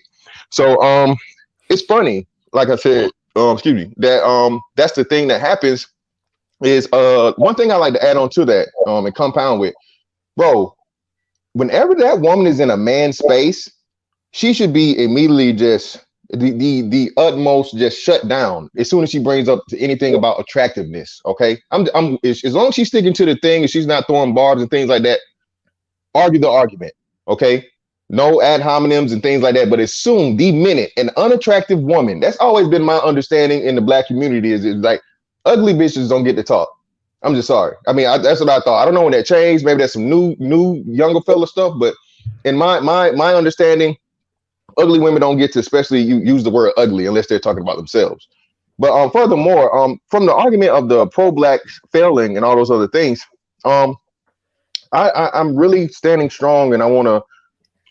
We need to start doing this. There is no failure as long as your son is interested in a woman, in a biological, real born woman, and we're getting to the point of where. That's you know, heterosexual masculine Black men are under fire. Again, we're an endangered species. So any woman that's trying to discourage her son from dealing with any woman or man, even more so for that, you know, it's kind of you know, it's puzzling to me because there's a direct and you know, very hearty effort to inundate young Black boys with alternative lifestyle ideas. So the whole thing, man, about this is there is no failure. And I think from Concrete Rose, from what she said, I'm not sure of the exact thing you're referring to, man, but she said her son is kind of like a nerd. So actually she'd be doing her son a service and she should you know, applaud herself, because her pretty much that's a process of elimination of, you know, ancient women or ancient little girls that have become ancient women, eliminating themselves for her son that has something, you know, that looks bright in his future because he is a quote unquote nerd. Nerds win in the end, man. At the end of the day, okay? Nerds win in the end, okay? All of these things about, you know, the cool this and the cool that, you know, people believe that you can peak in high school. Those are the people that you look at, you know, 10, 15 years later, and, you know, they're you know, 40, 50 pounds heavier. They got 60% less of their hairline, a couple of teeth missing out of their mouth, and half of the income, if that you make. So by all means, man, be a proud nerd if you are a nerd. Encourage your sons to be nerds. Encourage intellect in the black community, especially amongst black men. Again, we have this space, like Obsidian said, has the chance and the opportunity to be the turning point for black men if we just, you know what I'm saying, stick to those principles and those understandings and encourage intellectualisms, especially in your sons. Okay, not saying that your daughter should be left out, but the women, as we know, and the young girls already get enough attention. Okay, so if and when you have a son that's on the intellectual track, or even if he's not, encourage him to be intellectual, encourage him to learn more, encourage him to use his mind just as much as he uses his hands or his legs or whatever his other physical talents may be. And this is just my piece on that. Right on. Good shit. Fantastic. Kenny Conjo sent the cash app. There it go. I finally see it. I see he says contribution for the content support. Definitely appreciate that. Appreciate that, Kenny Conjo. Oh man, it's it's interesting. I was glad you brought up that roast. That shit was funny. I didn't hear it right when he Fantastic initially did it, but I did. I ducked in there and listened to some of you on Mixler when you was playing that clip, and I definitely God, it was a riot. Yeah, that shit was funny. And shout out to you, Fantastic, on the Fantastic challenge. That was pretty cool. That was pretty cool. You did your thing up there, and oh shit, we got okay, Jessica in Light. What's going on? Good morning. Can you hear me? Yeah, I can hear you. Yeah, I'm just listening to the convo. Got something you want to say on the topic? Yeah, I feel like, okay, as a young black woman from Cali, I'm hearing all these black men keep saying, oh, you need to compete for a black man. But I don't feel like young black women we don't even have the energy to do that anymore. You know what I mean? What do you mean by energy? Like, okay, all this time here in California, all you see is young black men in relation to other races of women. So it's like, what do you really in relationships with? Yeah, like that's all you hear black men talk about. That's all you hear black men see. Like that's what you see them doing. You said that's all you see? You don't Yeah. see black men with black women? Not really, not in this day and age, not in my age group. Most black men are still with black women. You sure you don't see it? Everybody keeps saying that, but in reality, go throughout your day and count how many black men in black relationships do you see in comparison to non-black men. The vast majority. Yeah. Then you say you're from the Valley, I guess. Did you say you're from the Valley? But that's regional. That's regional, sis. Yeah, that's probably like where you guys stay is probably different. It's probably more like black love, black family. But yeah, and that's 90% of the country. But here in California, that's very rare. So it's like black females is not gonna keep just thirsting for something that they don't even see. You know what I mean? We just proved and you just admitted and agreed that they do see it. It's everywhere else, just not in your little area. It's a little more post-racial over there. So do you honestly think black females are going to move to a whole nother state just to find... Why are you defining black females as what you see in your local area, where I have heard somebody say that area is sort of like a very post-racial, not utopia, but just very post... They don't just look the at West race Coast the way... period. Yeah. So it's a different thing. So I don't know why you keep saying, why do you think black women are going to do that? Most black women are born in areas where black people are, and then most of them are with black men. So what are you saying? Why do we think localized women from your area are going to move and go do this or do that? We don't. And real quick, why wouldn't you move if you're looking for, again, a spouse? You're looking to be taken care of as a woman. You're looking for a man that will like you for you and give you the attention that you're looking for, and get out of the hellhole of California. It's on fire, and they passing certain laws and stuff over there, and to make your dollar run longer. Why would you not? Why would you not move? Okay, as far as California, I wouldn't even just say it's California. It's literally just like the West Coast, because I've been here. I said that. I don't know if you clean the wax out of your ears. I said that. So you stole you gave her a talking point and then she used it back that fast. But this is what I'm trying to tell you. Nobody is about to move and, separate themselves from their family, start a whole nother life just to chase something that may or may Well, wait, not wait, be wait, wait, wait. What does the realistic. It's husband? not What going does to the husband happen. bring? Wait, wait, wait. What does the It's not husband going to bring? happen. What does the Okay, husband let me bring? ask you this. You say Hold you on, I live need in you a, to answer the question. You I'm, said move away from your family, which would be, I'm guessing, your father, your mother. But what does a husband bring? a husband brings Family. a lot, but I'm No, asking a you, husband creates a family, your actual right? family. Right, I agree, but I'm asking you. You say you live in an area where black love is regular, right? So you're telling me you go to black weddings all the time? You see black people actually getting married all the I I do. don't go to time? weddings at all. Okay, but I'm saying, is that something that happens regularly? Yes, the statistics and everything else point to it. Dating, I'm talking about mating, in all of real that. time because the statistic could be That changed is real yearly. time. Okay, That I is got you. real No, time. it's Fantastic. Fantastic. unrealistic. I It's got you, not gonna broski. happen. Jessica, the answer is bye. That's the answer. Bye. Don't let the door hit you on the way out. You shouldn't. Bye. Good luck. Okay, Too Okay. easy. sir. I called up here to have a conversation. I don't know We're why having a you're No, no, conversation. no. You asked the why are you getting question, and the upset? answer is you shouldn't. Bye. Why are Good you luck. getting so upset? Why are you so in your Here we go feelings? with Wait, this. wait, This hold is on, hold why on, I hold say on, waste hold your on. time talking to sisters, bro. I know. Why are you Look, so upset? stop. I'm not Nope, getting wait, It's whoa, whoa, just whoa, one whoa, big wait, dance to the next. yeah, okay, yeah, Jessica. I'm Keith, not wait, disrespecting you. Jessica, whoa, whoa, whoa, I'm Jessica, telling you what Jessica, the can you real hear me? is. Jessica, can you hear me? Yeah, I can hear you. Okay, I'm the host. When I start talking, you got to stop talking. All right. Okay.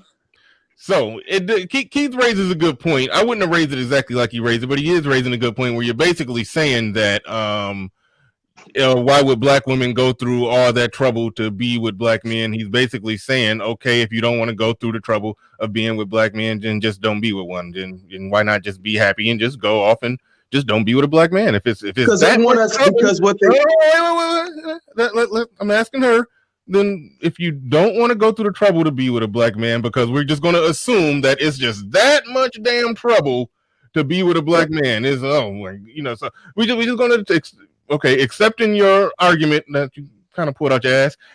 If it's that much trouble to be with a black man and you don't want to go through the trouble to be with a black man, then yeah, okay, fine. Then just don't be with a black man. Done. Yeah.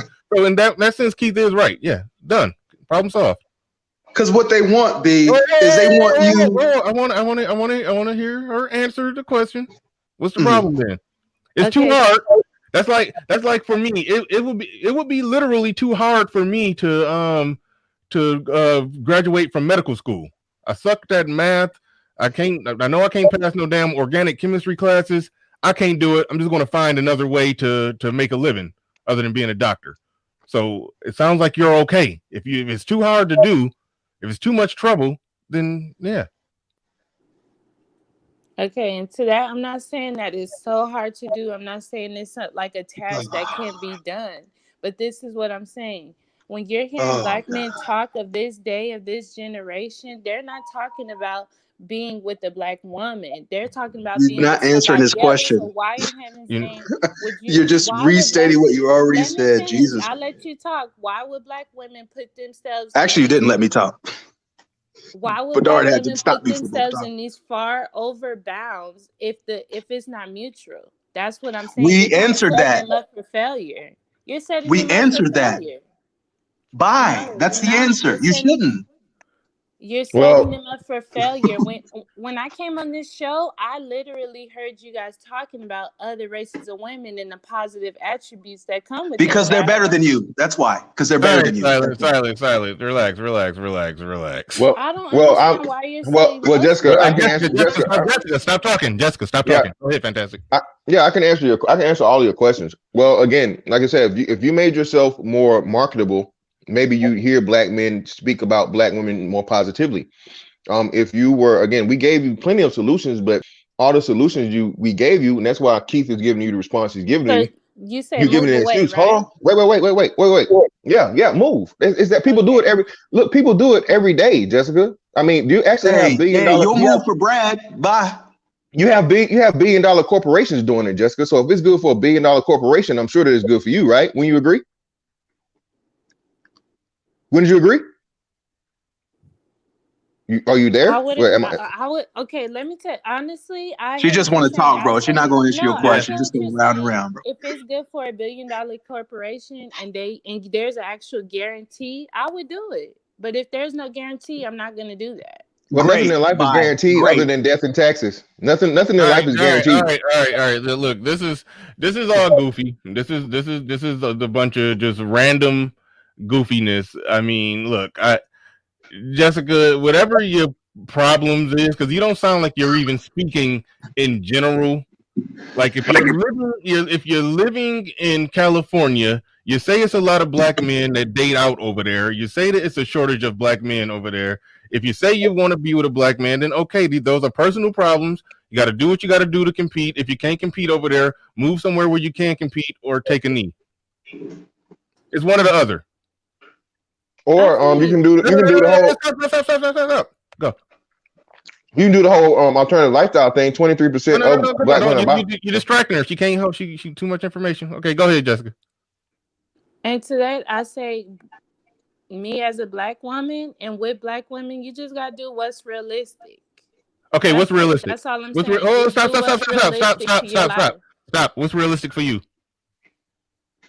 For me, that's not okay. For me, I'm a young 22-year-old from Cali. I'm not willing to move away from my family. All my family is in California. Okay, all right. Okay. Listen. So it sounds like you're saying you're not willing to move to go get a black man. No. So you're clearly saying you can't compete with what's out on the market in California. Okay, so I'm not saying that either. Then what are you talking about then? They do a lot of saying, not saying. Silent. Come on. What are you saying then? This is what I'm saying. I'm gonna do what's realistic. What's realistic for you? Beautiful. Stop. I don't. Stop. I'm talking. I am talking. You keep saying you're gonna do what's realistic for you. I'm trying to get what's realistic for you. Then you keep going back to I'm 22. I'm for this. I'm that. No, what's realistic for you? Just curious. I mean, we can wrap this up quick. Like, what's realistic for you? A realistic is a Hispanic man. Realistic is a white man. That's realistic. So why don't you wait, hold on. Bernard, you gotta let me. Bernard, you gotta let me in here, Bernard. All right, wait, hold on. You gotta let me know, Bernard. I know. I got you next. So you're telling me that in California, it's easier for you with all them California LA nines and dimes walking out there. It's easier for you to compete for a white man than it is for a black man, than for you to compete with a black man. Because a white man got access to all those women that you're saying that the black men are running to. A Hispanic man also has access to all those women that you're saying that the black woman running to, and they're messing with all those women. So you're in the same pool competing there, but you're saying it'll be easier for you to get with a white man or a Hispanic man than a black man. Now, keep in mind. No, hold on. Before you respond, keep in mind.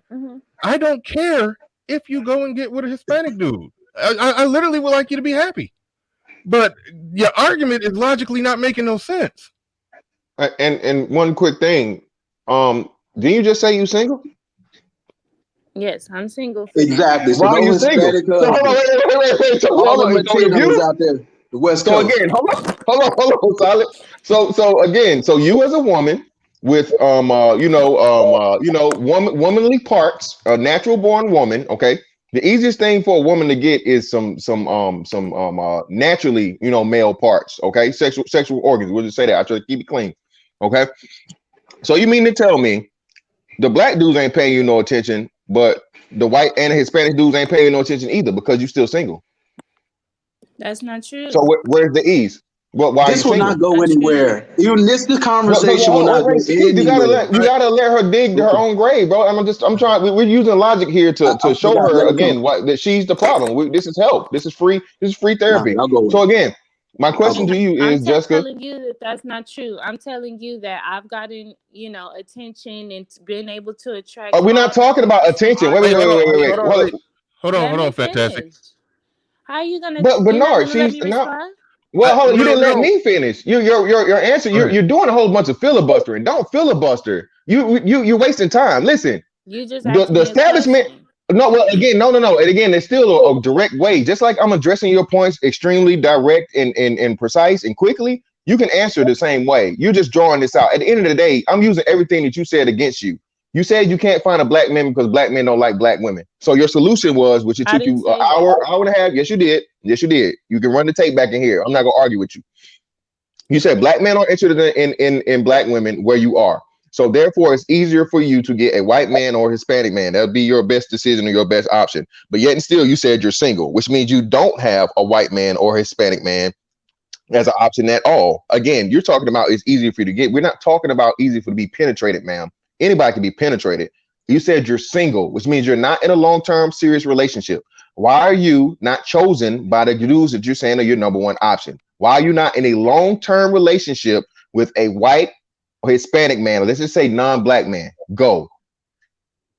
And to that, I say I haven't put myself out there to them to be able to get that. But the moment I can, that's easy. If you're young and you're feminine and you're pretty and you're black, it's easy to get a Hispanic man in California. It's So you're pretty? easier to get a white man in California. It's easier. Okay. I'm telling you this. Okay, So but you're pretty.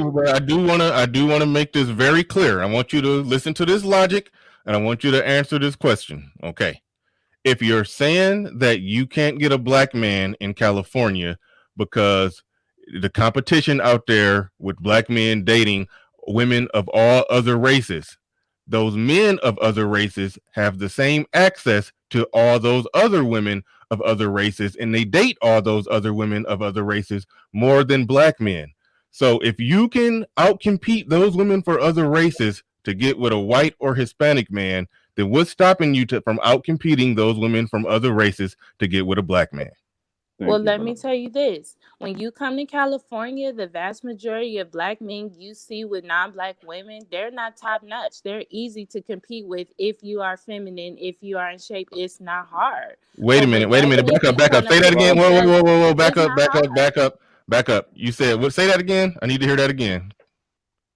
You said the black women. Come to California and you see the vast majority of women that black men are with that are non-black. They're not hard to compete with, but I'm not gonna keep. Okay, whoa. You started out. Hold on. You started out by saying that you can't get a black man because they're with women of other races. Now you're saying those women of other races are not hard to compete with. Which one is it? Hold on, Bernard. Then what's your problem with them? Then what's stopping you from getting the black man? Then the problem is those women are not harder to. Bernard. The problem is that, just real quick, Bernard. The problem is that she has to compete. I'm born and raised in California, and I'm almost twice as old as Jessica. Okay, I think I know this place a little bit better than her because I've been here longer. All right. Now Jessica's telling half the. Jessica, I'm talking. Okay, I'm talking. The mere fact that you think that we're not the prize is the reason why you're having the struggles that you're having. It's the reason why you say, well, yeah, you know, the women that they're with, they're easy to compete with. However, you don't compete. So guess what you do? You bitch and moan and complain about it. So own your goddamn outcomes, please, for the last time. You and I have had this discussion before, and I'm like, dude, I'm from here. Now, I could easily turn around and say the same thing about the sisters here, because you know what? It's true. But you know what I didn't do, Jessica? I didn't tell you, well, you know, it's easy for me to go get a Hispanic woman or a white woman or this and that. No, what I did was I went and got a black woman from Chicago because none here measured up. All right, go ahead, fantastic. Real quick, just furthermore, and Jessica, do you have an Instagram? I do. I definitely do. So you say that you're pretty, you say that you're fit, you say that you're in shape. Okay, you want to drop the Instagram so that you can have I think it's 500 some odd men be the judge of what you're saying, because this is what I can tell you. This is what I can tell you. Especially, hold on, wait. Let me help you out. I'm finna help you out now. I'm finna help you out. You don't wait for the answers. We don't need it. You're not letting me finish. You're not letting me finish. I'm trying to set it up for you. You got it. You got it. Listen, if you may be going through some false self-assessments, okay? Because I can promise you this. If you're 22 years old, you're youthful, you say you're feminine, you're in shape, and you're pretty. Pretty is the most important thing. You're pretty. Even if you don't have a banging body or whatever, a pretty face will. Yeah. We can hear you. Oh, okay. A pretty face will open many, many doors for you, Jessica. So I find it hard to believe that you're all of these things that you claim you are, especially the pretty part, but yet and still you're single and you're concerned with competing because you're talking like you're scared of competing with these other women. All So right, O'Shea. Can I Real quick. respond to that? No, not really. Hold on. O'Shea, thank you for the super chat. I appreciate that. Azrael came through. Okay. Shit, I didn't even get to the weight thing, the height, weight, dress size thing, and all of that shit. But he says that's how much he weighs. Buffaloes usually prefer to travel in packs when they roam. She just hit the age 2 drinks. She sounds like Cynthia G. All right. Thank you for the super chat. I appreciate that. Don't be yeah. No, she's just one of these young, these young Cali sisters, man. That's just they ain't really trying to.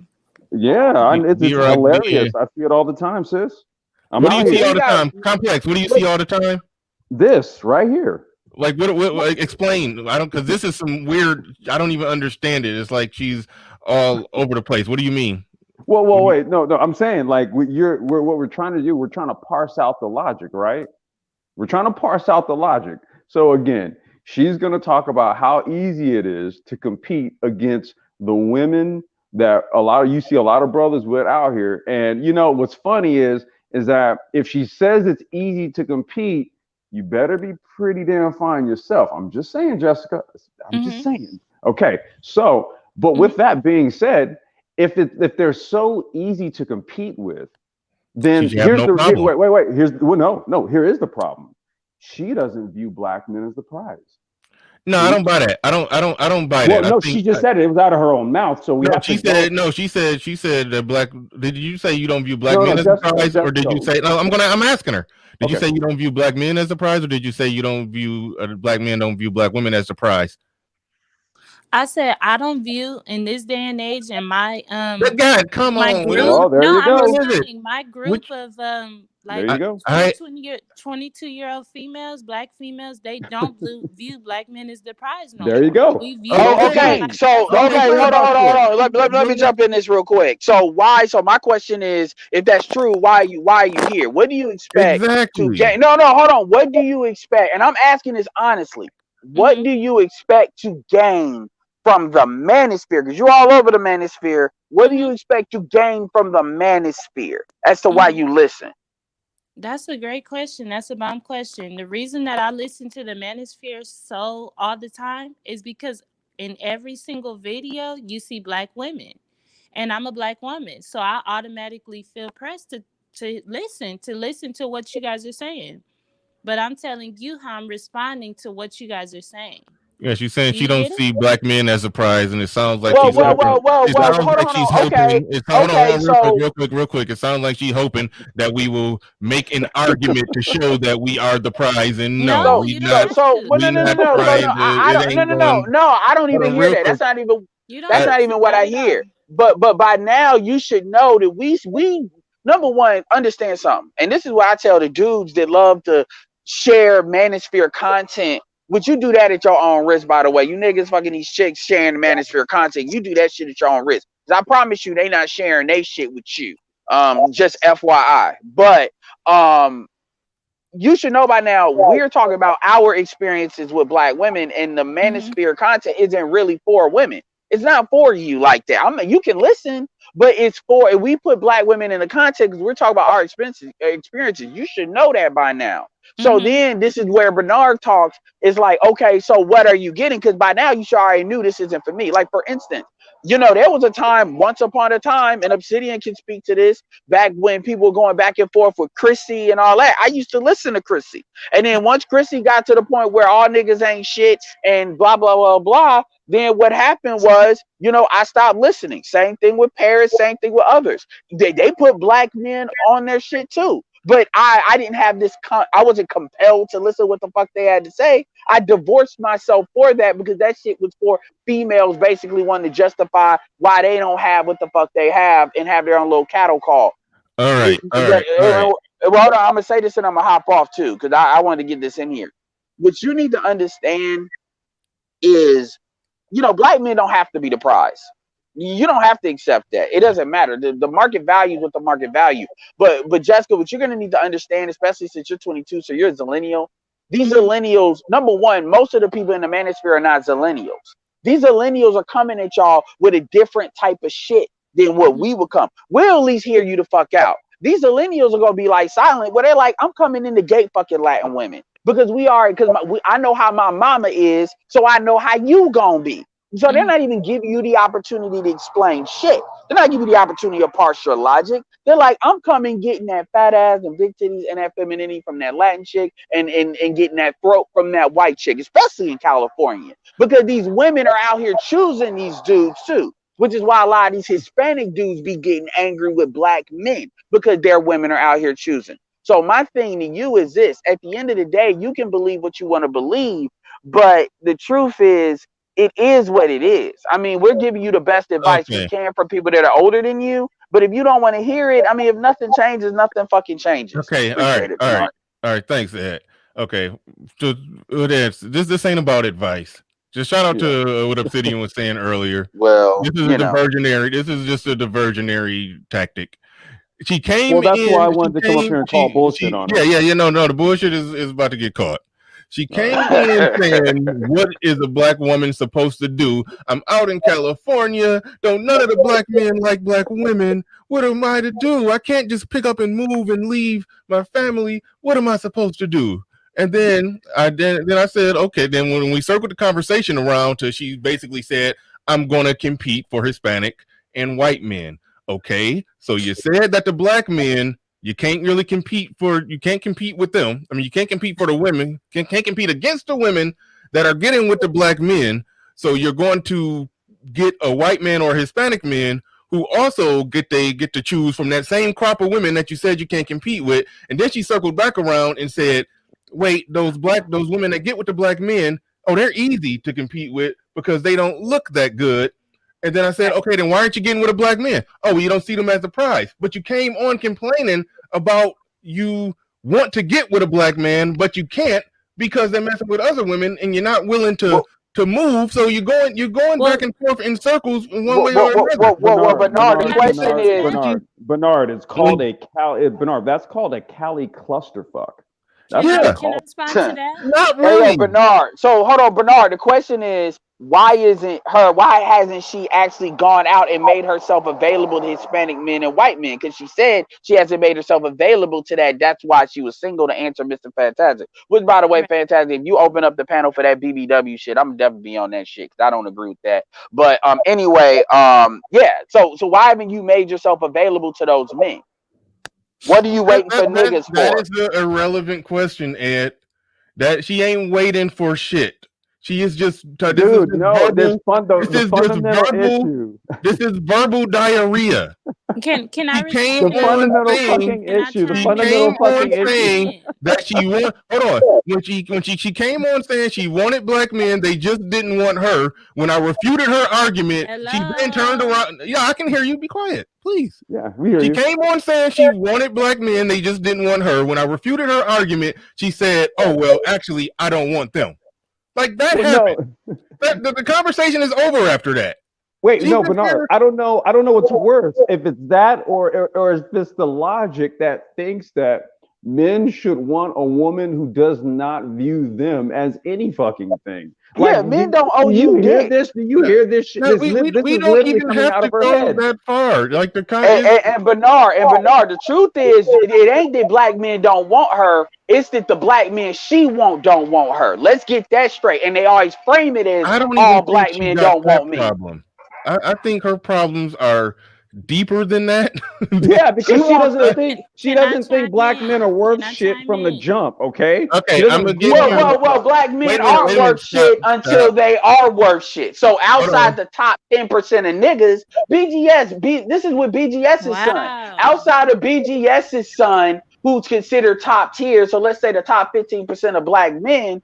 Then everybody else ain't worth a damn in the eyes of a lot of these females. You just don't want to say it like that, but you're dancing around it. All right, real quick. I'm gonna go to Game Changer, who's in the LA area. I'm gonna go to Game Changer, who's in the LA area as well, and he's spoken to her before.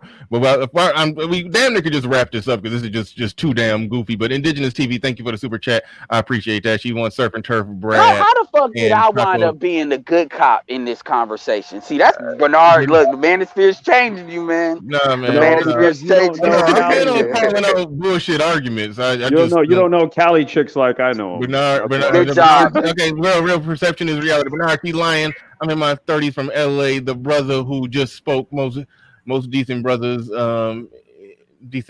head date sisters from not from Cali. Most sisters here feel entitled to Hollywood, then complain. Thank you. That was me. That's what I was saying. I got with a sister. She just wasn't from Cali. Exactly. If you ain't a baller ass nigga, you ain't one. And here's the problem: the dudes with money, the dudes with genetic currency, all the bitches want. That's essentially what her problem is. But whatever. Okay, he says wait until Indigenous TV says wait until Juan finds out she can't cook or clean. I'm trying to dig up super chats. I know I got some in here somewhere, but shit, I lost a super chat from Laro. Oh, it's still right here. I can read it right here. Laro, he says 3 men, 1 elf, and 1. Okay. Thank you for the super chat, Laro. I don't know what the. And by the way, them top tier Latin men, they can smell bitches that are only dealing with dealing with them. I'm not calling you a B, but women that are dealing with them because they can't get what they want. And those Latin men usually don't. The top tier ones or the upper medium ones don't want black women that are pretty much alpha widows for other black men. They can smell that a mile away. Same thing with the white dude. So I mean, this is how I kind of know the level of. Yeah, so I mean, whatever, but go ahead. Yeah, it ain't that deep. It ain't that deep with chicks out here, bro. Go ahead, Game Changer. Go ahead. Okay, so I'm gonna address a couple of things, but the first thing I want to address. Hello, Jessica. So the first thing I want to address is the interracial portion. Edward, I think you have something going on. Thanks. All right. Is the interracial portion. Basically, you're selling yourself at an extraordinary deficit. And I think you know this. That's why you're not doing it. But the bottom line is no man is going to want to make a mother to their son of a woman who thinks that the son will not grow up to be a top tier man, period. Basically, you're saying that you don't believe that black men are top tier men and your son will not be a top tier man. So why would a white man or a Latin man want to have a son who mothers thinks that? That's sick. So, enjoy being pumped and dumped. Secondly, brothers, we have to understand the underlying objective, the prime objective of black female fuckery. Shout out to Obsidian.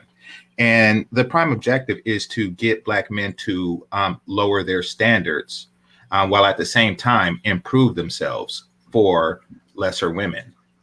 That is the main objective. Now, when you talk about nagging, as it refers to as the PUAs or the game niggas or whatever you want to call them, as they refer to it, it's basically a technique where you find a flaw or a negative trait or attribute of a woman, highlight it, and then use that to garner their attention and get them to give themselves to you as a deficit. What is going on here is one big nag.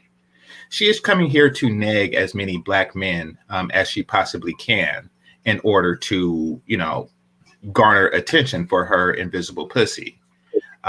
Now she's getting the attention, but she's not getting the desire that she seeks. Basically, her pussy is as worthless today as it was prior, or it's worth the same amount, I should say. This technique is no longer valid, and it's very invalid on men, unfortunately, Jessica. Now, Jessica, I do want to ask you, by the way, we're not in the LA area. We're in the Northern California area. Oh, okay. Okay, so I did offer you some penis.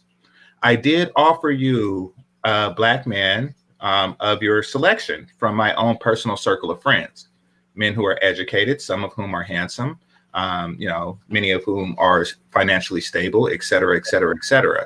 And you declined, Jessica. Why did you decline? You can unmute yourself. Or I'll get you. There you go. You heard what I said? No, said go ahead. I never had somebody offer somebody else's penis to me. That doesn't seem like something I want to be a Well, part of. hold on. Offering the penis, that was his snarky way of saying it. The actual thing that he actually did is that he offered to introduce you to men in his He network. didn't say These that are though. no, yes, he did. Yes, he did. I remember when he put the offer on the table to you, and those are men who I'm assuming, much like him, are in some type of engineering, coding, techie, something, educated men that make good money, right? Game changer, something like that. Absolutely. Yeah, so yeah, he put an offer on the table to you, and yeah. Right, that's great. But can I just respond to what Edward was saying? That's Because some he was No, saying a nope, lot, but please. he Yeah, wasn't nope, really. yeah, but nope, what do you have nope, to say nope, to that nope. question, though? You Yeah. nope. Oh, to the penis of tech men. No, No, don't make it. Don't spin it like he was just offering you a one night hookup. We know but you that's what can he get said that, though. He but said I have because he penis worded it, for you. stop it. He worded it in a very funny, snarky kind of way. But you do understand what he was offering. He's basically saying that, hey, I got a career. I got to deal with men that have careers, black men. They got good jobs. They make decent money. I will set you up with one of them. We in the same area. What's up? Game on. Let's go. And your response is. Okay, if it was something further than just penis, then yeah, I would be You up know for good that. and But if well it's he was not. that's what he said. I'm I not offer taking Jessica, anything else. Jessica. I offer you penis. Now, See, that's what he it is up said. to silence, please. I offer you penis. It is up to you as a woman to say that you are worth more than vagina. Now, if you are incapable, I can't determine the man's level of interest that he'll have in you. However, what I do offer you is an opportunity to seduce a man to be as interested in you as you want him to be. That is all I can offer you. Just like every man who wants to fuck you is offering you. Now, if it's a matter of access, the question is, can you seduce a man to want you for more than your sexual function? And if you can, I offer you a man to attempt. Okay. That sounds intriguing, game changer. It really That's what does. I penis can't That's is. lie. literally the same offer he put on the table a while ago. You Like understood that. 3 or And you're 4 or pretending 5, not to 6 understand months that. ago. Okay, MOT. Go ahead, MOT. All right. You see, this is the problem. I understand Game Changer's offer, but I don't think she's worth that kind of offer. I agree. It's just that. Oh, no, hold on real quick. I think Game Changer was more or less just calling her bluff. No, She's not going to take him up on the offer because correct. that means men that know Game Changer would have to see her in person. So she's not going to take the offer. But he's just calling her bluff. Go ahead, MOT. Correct. But anybody who would sit here in a space that is not for her and just for her enjoyment to come online and troll and shit, like these people are done. There's no offer you can offer this person on the table except for a millionaire dude who don't value himself.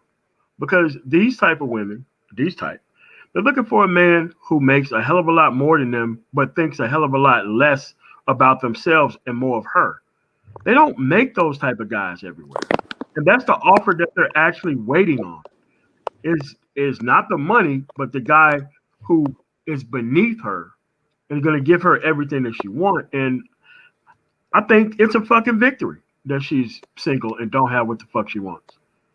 I think this market I think it's self-correcting. Yeah. And I am happy as shit that no guy is putting up with this shit. Happy as fuck. So. Okay, the reason I hopped on is because I literally heard Obsidian say, this is what he said, like moments before I hopped on.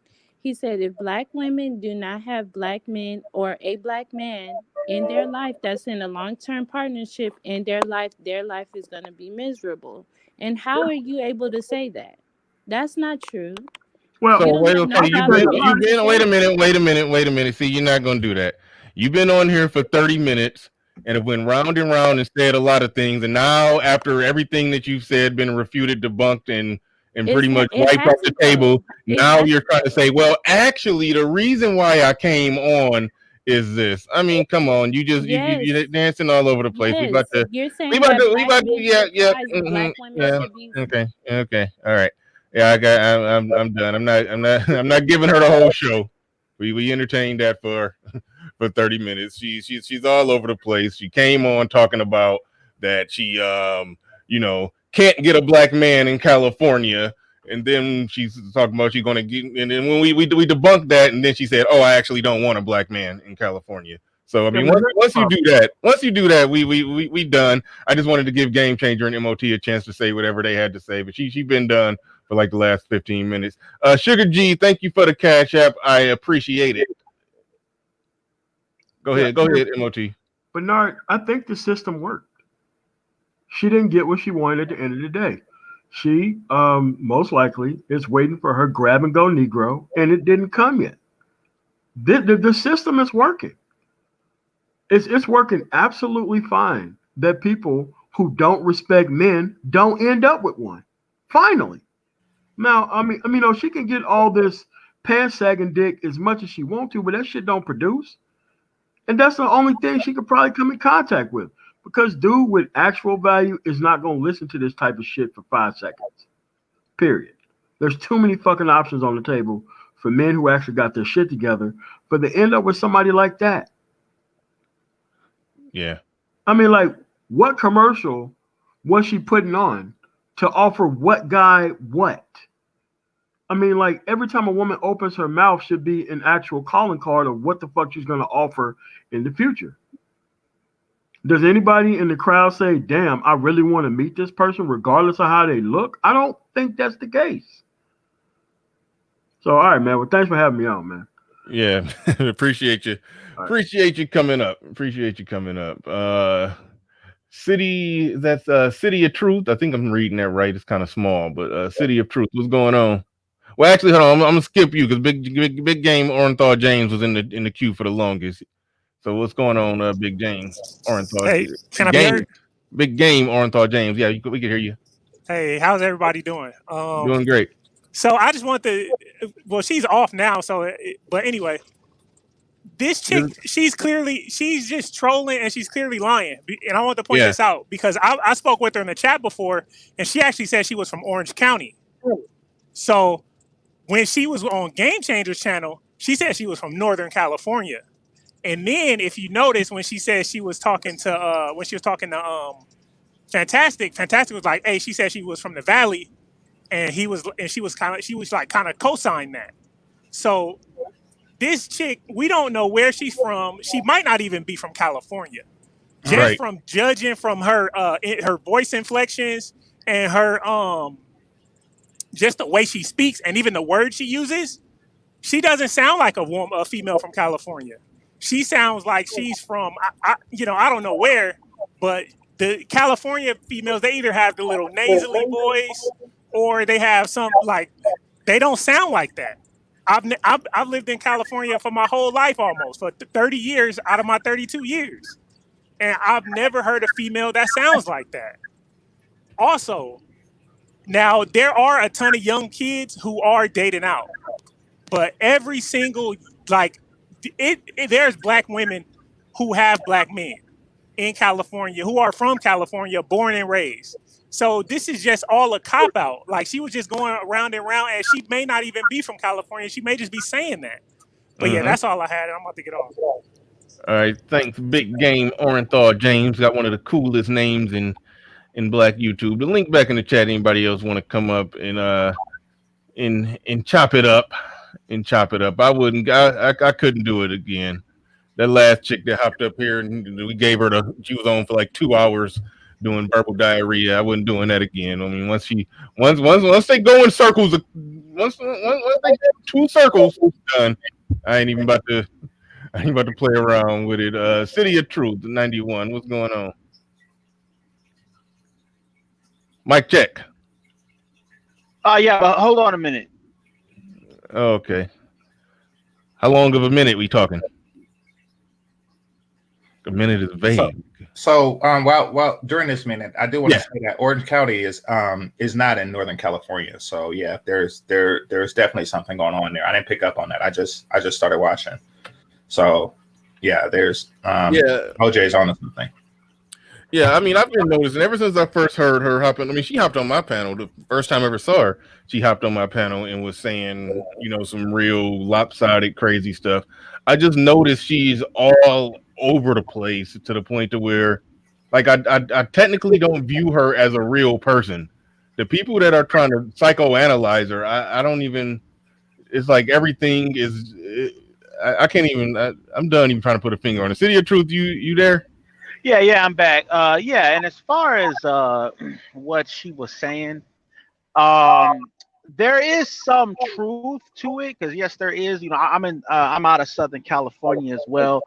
Um, there is a lot of interracial dating, especially in the LA area, Valley area, Hollywood. That whole area is very much kind of a post-racial type area.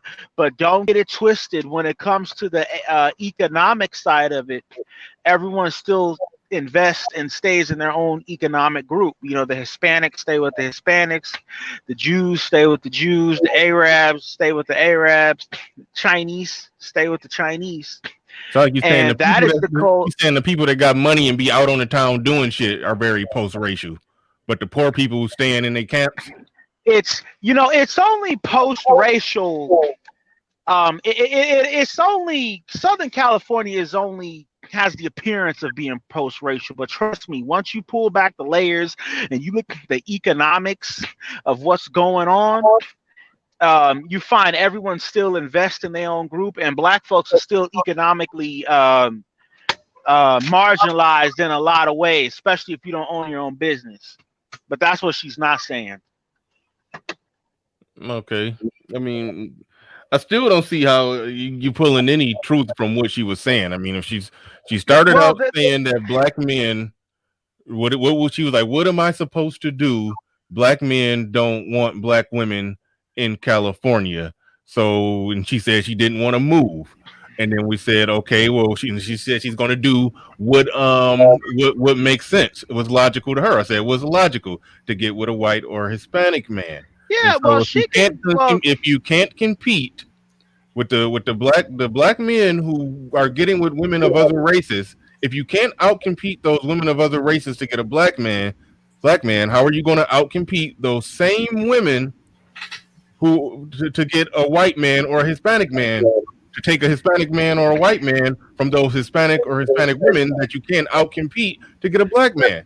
By that same logic, you won't be able to compete for a white man or a Hispanic man. So when I hit her with that, she just circled back around and said those women that are with the black men are easy to compete with because they ugly or they fat or they this or they that. Okay, then why are you having a problem getting with a black man in California? Then she circled back and said, oh, because I don't see them as a prize. Basically, I don't want black men. When you talk that much in circles, there is no truth nowhere to nothing that you're saying at any level for any reason. So I'm not going to throw her even the slightest bone and say that she's kind of making sense. She was done right there. It was all proved to be. Shout out to what Obsidian said. Is all a diversionary tactic to try to hide behind what is probably some personal problems. And we've never seen her. She lies about where she's from. She's all over the place. This woman probably got all kind of in her real life that we can't even put our finger on. That's where I'm at with that. So I can't even possibly even give her an ounce of credibility as a real person. She's not a real. All right, person. Yeah. Can I respond to that? Can I respond? Yeah, go ahead. You got respond. As far as what I said, truth. What I meant was what I was saying is there is a lot of interracial stuff going on in Southern California. I was only speaking about it in that sense, but as far as her personally, like competing and then getting a dude. First of all, we dropped her Instagram, so we don't really know how she looked like or anything like that. So we don't know, if she's really keeping herself up the way she says she is, or if she looks like, how she looks like, and then or that type of thing. But as far as what I was saying, Southern California in general, yes, there's interracial dating, but the power dynamic is that black folks as a group there, we don't own as much as we could. We could own a lot more. we could have a lot. I can agree with you that that's more than likely true. I talked about that at the beginning of the show. How black men definitely do need to earn more. I don't know what that has to do with the conversation with Jessica at all. No, because she's saying that, oh well, the it's logical for me to get with a white man, or it's logical for me to get with a Hispanic man. Okay, fine. She said that that's logical because those men, the black men, didn't date or value black women. That was her reason. It had nothing to do with economics. She was just saying that they didn't want her. But she's basing that on she's saying that, oh well, the black men don't value black women because she doesn't have a black man. She's not saying, okay, so black men may not like in that area, they might not be checking for her.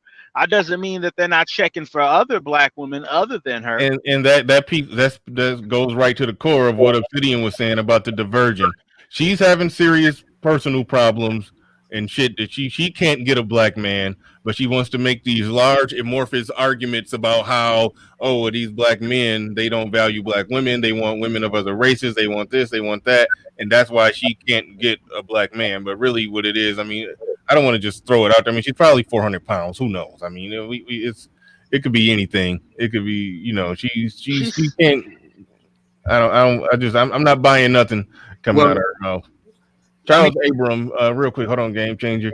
She says, and now you know why black women wear weave. I don't know why we know that. I must have missed something in the chat. But anyway, Charles Abram, thank you for the super chat. I appreciate that. Right, and let me also ask this: when people like her, Game Changer was trying to go. Hold on, wait, Game Changer had next. Go ahead. Okay, yeah. Go ahead, Game Changer. Okay, appreciate the truth. All right, so yeah, I mean, once again, it comes back to when you look at what she was saying, and I didn't hear her whole conversation, but she just recapped it. Basically, what she's saying is, you know, fellas, lower your standards and increase your value, or, you know, more women like that's as beautiful as I say I am are going to start swirling. You don't want to lose women who are as beautiful as I claim to be, right? So, you know, lower your standards and increase your value, because right now you're not checking for us. Nobody is checking for young, attractive black women. So you need to check for us more and lower your standards. You see, that's the technique. I mean, for all we know, she's probably not attractive for one, but even if she is, she could be married and crap, you know, like she could be married to a jawline nigger or something like that for all we know. And she's just doing it for an upgrade in the future or for future possibilities. Who knows? But the thing is that this is an attempt at mass manipulation. Yeah. Yep. I can agree with that. I could definitely agree. My conspicuous absence. Yeah. Silence through the whole thing. And that was not by accident. Yeah. She did exactly what I was talking about. Yeah, that's what I was saying. She did it to a T. And what has to happen at this point is very simple. What are you doing right now to get a good black man? The bottom line. What are you doing right now to get a good black man? The answer is nothing. Yeah, she more or less admitted that. Yeah. See, but if black men don't take the lead on that and ask the question, see, this is the reason why I said what Kevin does is brilliant, because he just lets women go on. He said, well, what does your husband have to say about that? What does your husband think about that? Oh, you're not married. Oh. See, I just take a different tack on it. What are you doing right now? I already know you ain't got a black man. You wouldn't be here if you had a black man. Black women that are well-adjusted and got a good black man ain't hanging out on a Friday with a whole bunch of guys in the black manosphere. Right. So you ain't got a man. The trick is, what are you doing to get a good black man right now? The answer is nothing. Nothing. That's the answer. Nothing. And we have to keep bringing that back to black women's face. Those for whom they keep saying these things, it's very simple. You're not doing anything to get or keep a good black man. Period.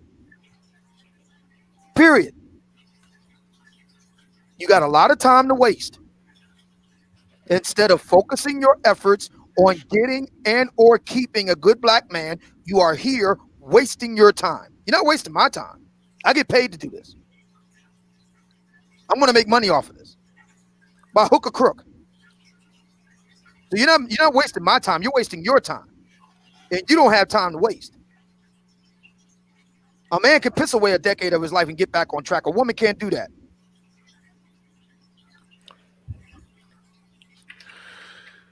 Yeah, damn, Dark Child. I was just about to let you in, and he just dropped off. Perception is reality. Brothers here value black women normally if he isn't from a gang or seem like he has a lot of money. Chicks like her overlook them. Huh. Don't let these women take you on a wild goose chase, brothers. We have high ground. Angry Man was right to point out this thing has been over for the past 3 years. The black gender war, so to speak, it's been over for like 3 years, man. It's done. Black men have got to start acting like victors. So that's the reason why that suit thing is so important. It's a mind thing. It's an attitude thing. You know, like Thor, he has to prove himself worthy of the hammer because he is a god of thunder. And then he didn't need the hammer anymore. Same thing. We have to start thinking like victors now. We won.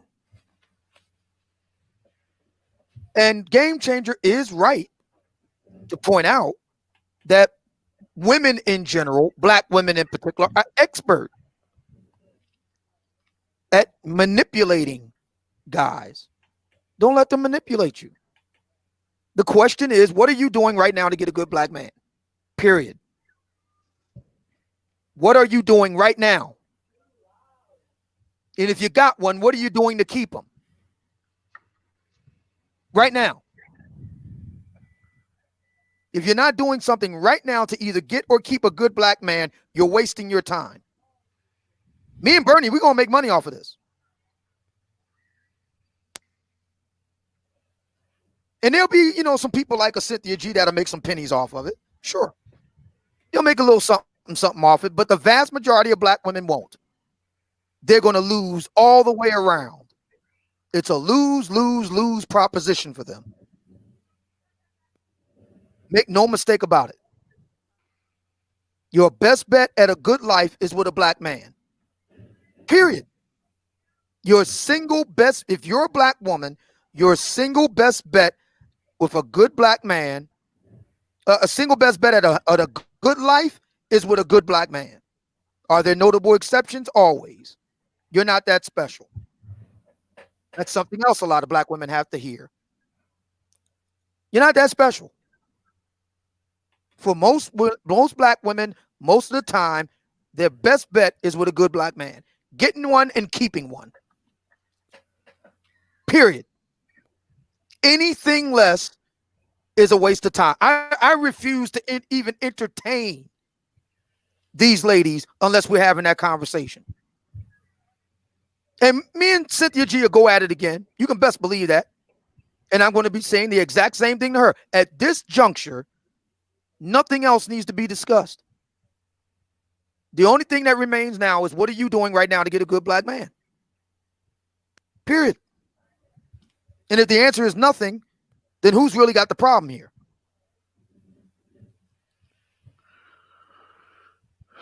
Exactly, man. And I'm glad you pointed that out, Obsidian, because you can't just sit up there and complain about something or complain about another person or complain about an individual, but you don't talk about your part in it. Cynthia G has for years sat up here, talk shit. Though at first she tried to pretend like she was all pro-black and all that stuff in the beginning and stuff, but then she quickly exposed herself, and she just been talking shit about black men, talking about what the collective of black men are or aren't doing, yada yada yada. Meanwhile, doesn't she have a kid by Robert? What's his name? Robert Johnson or something?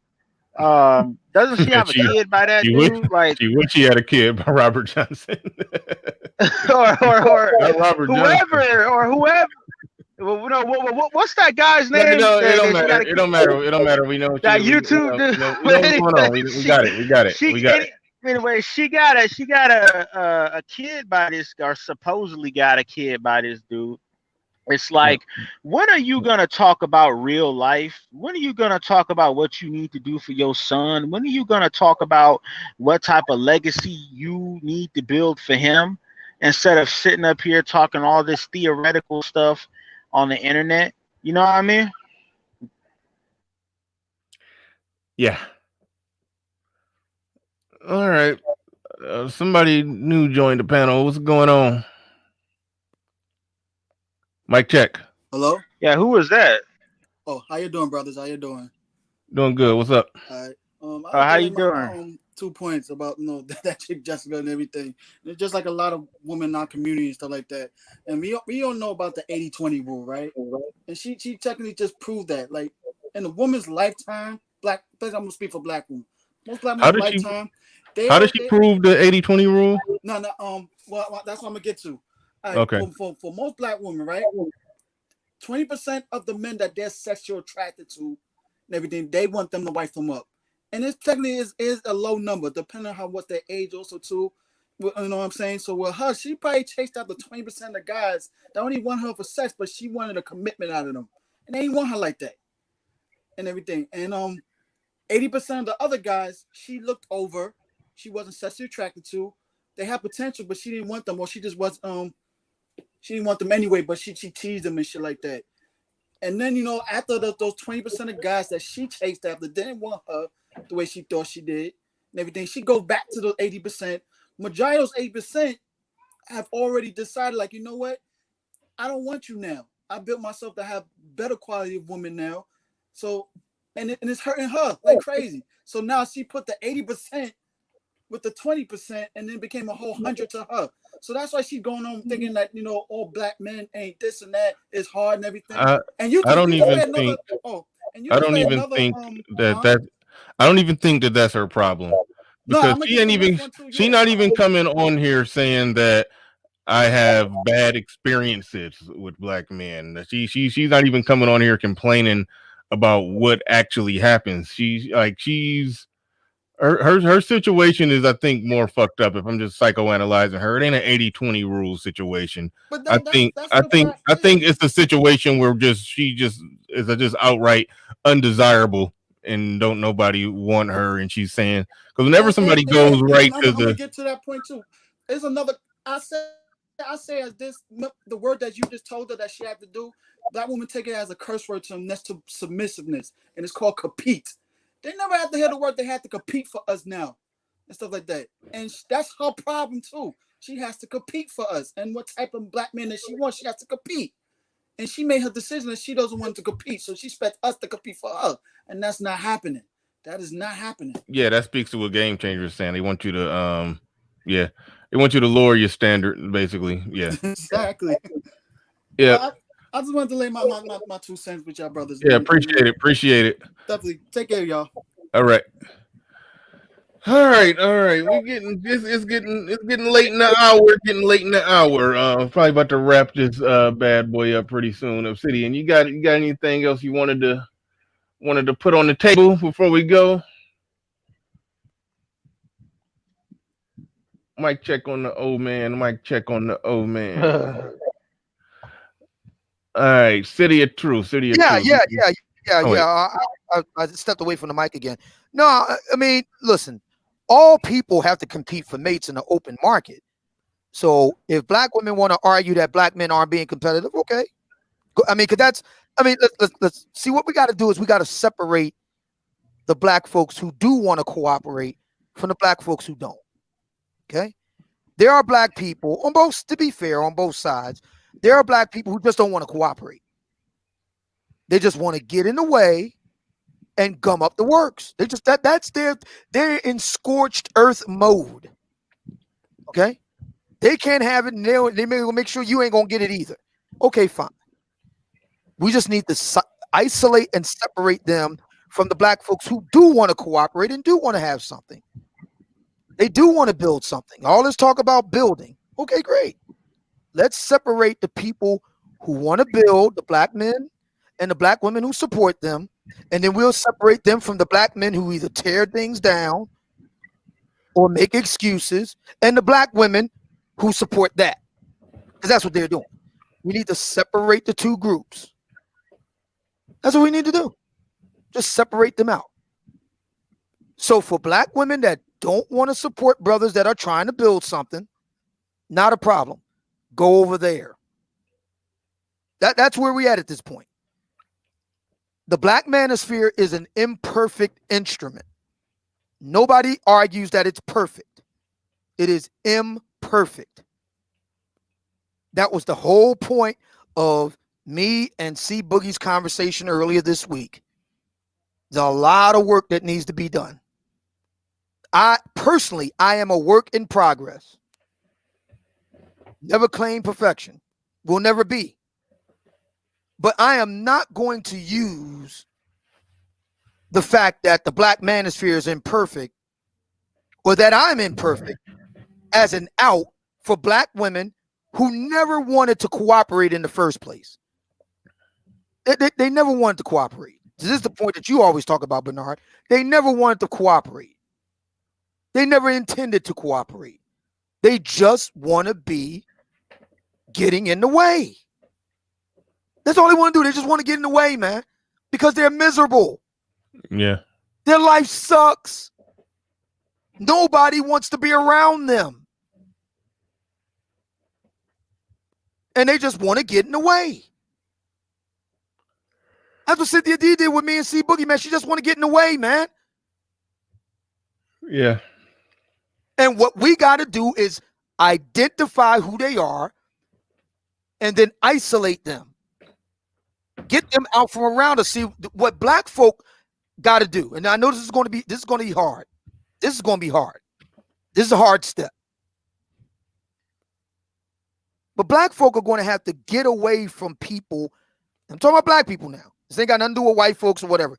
Black folk are going to have to get away from black people that mean them no good, man.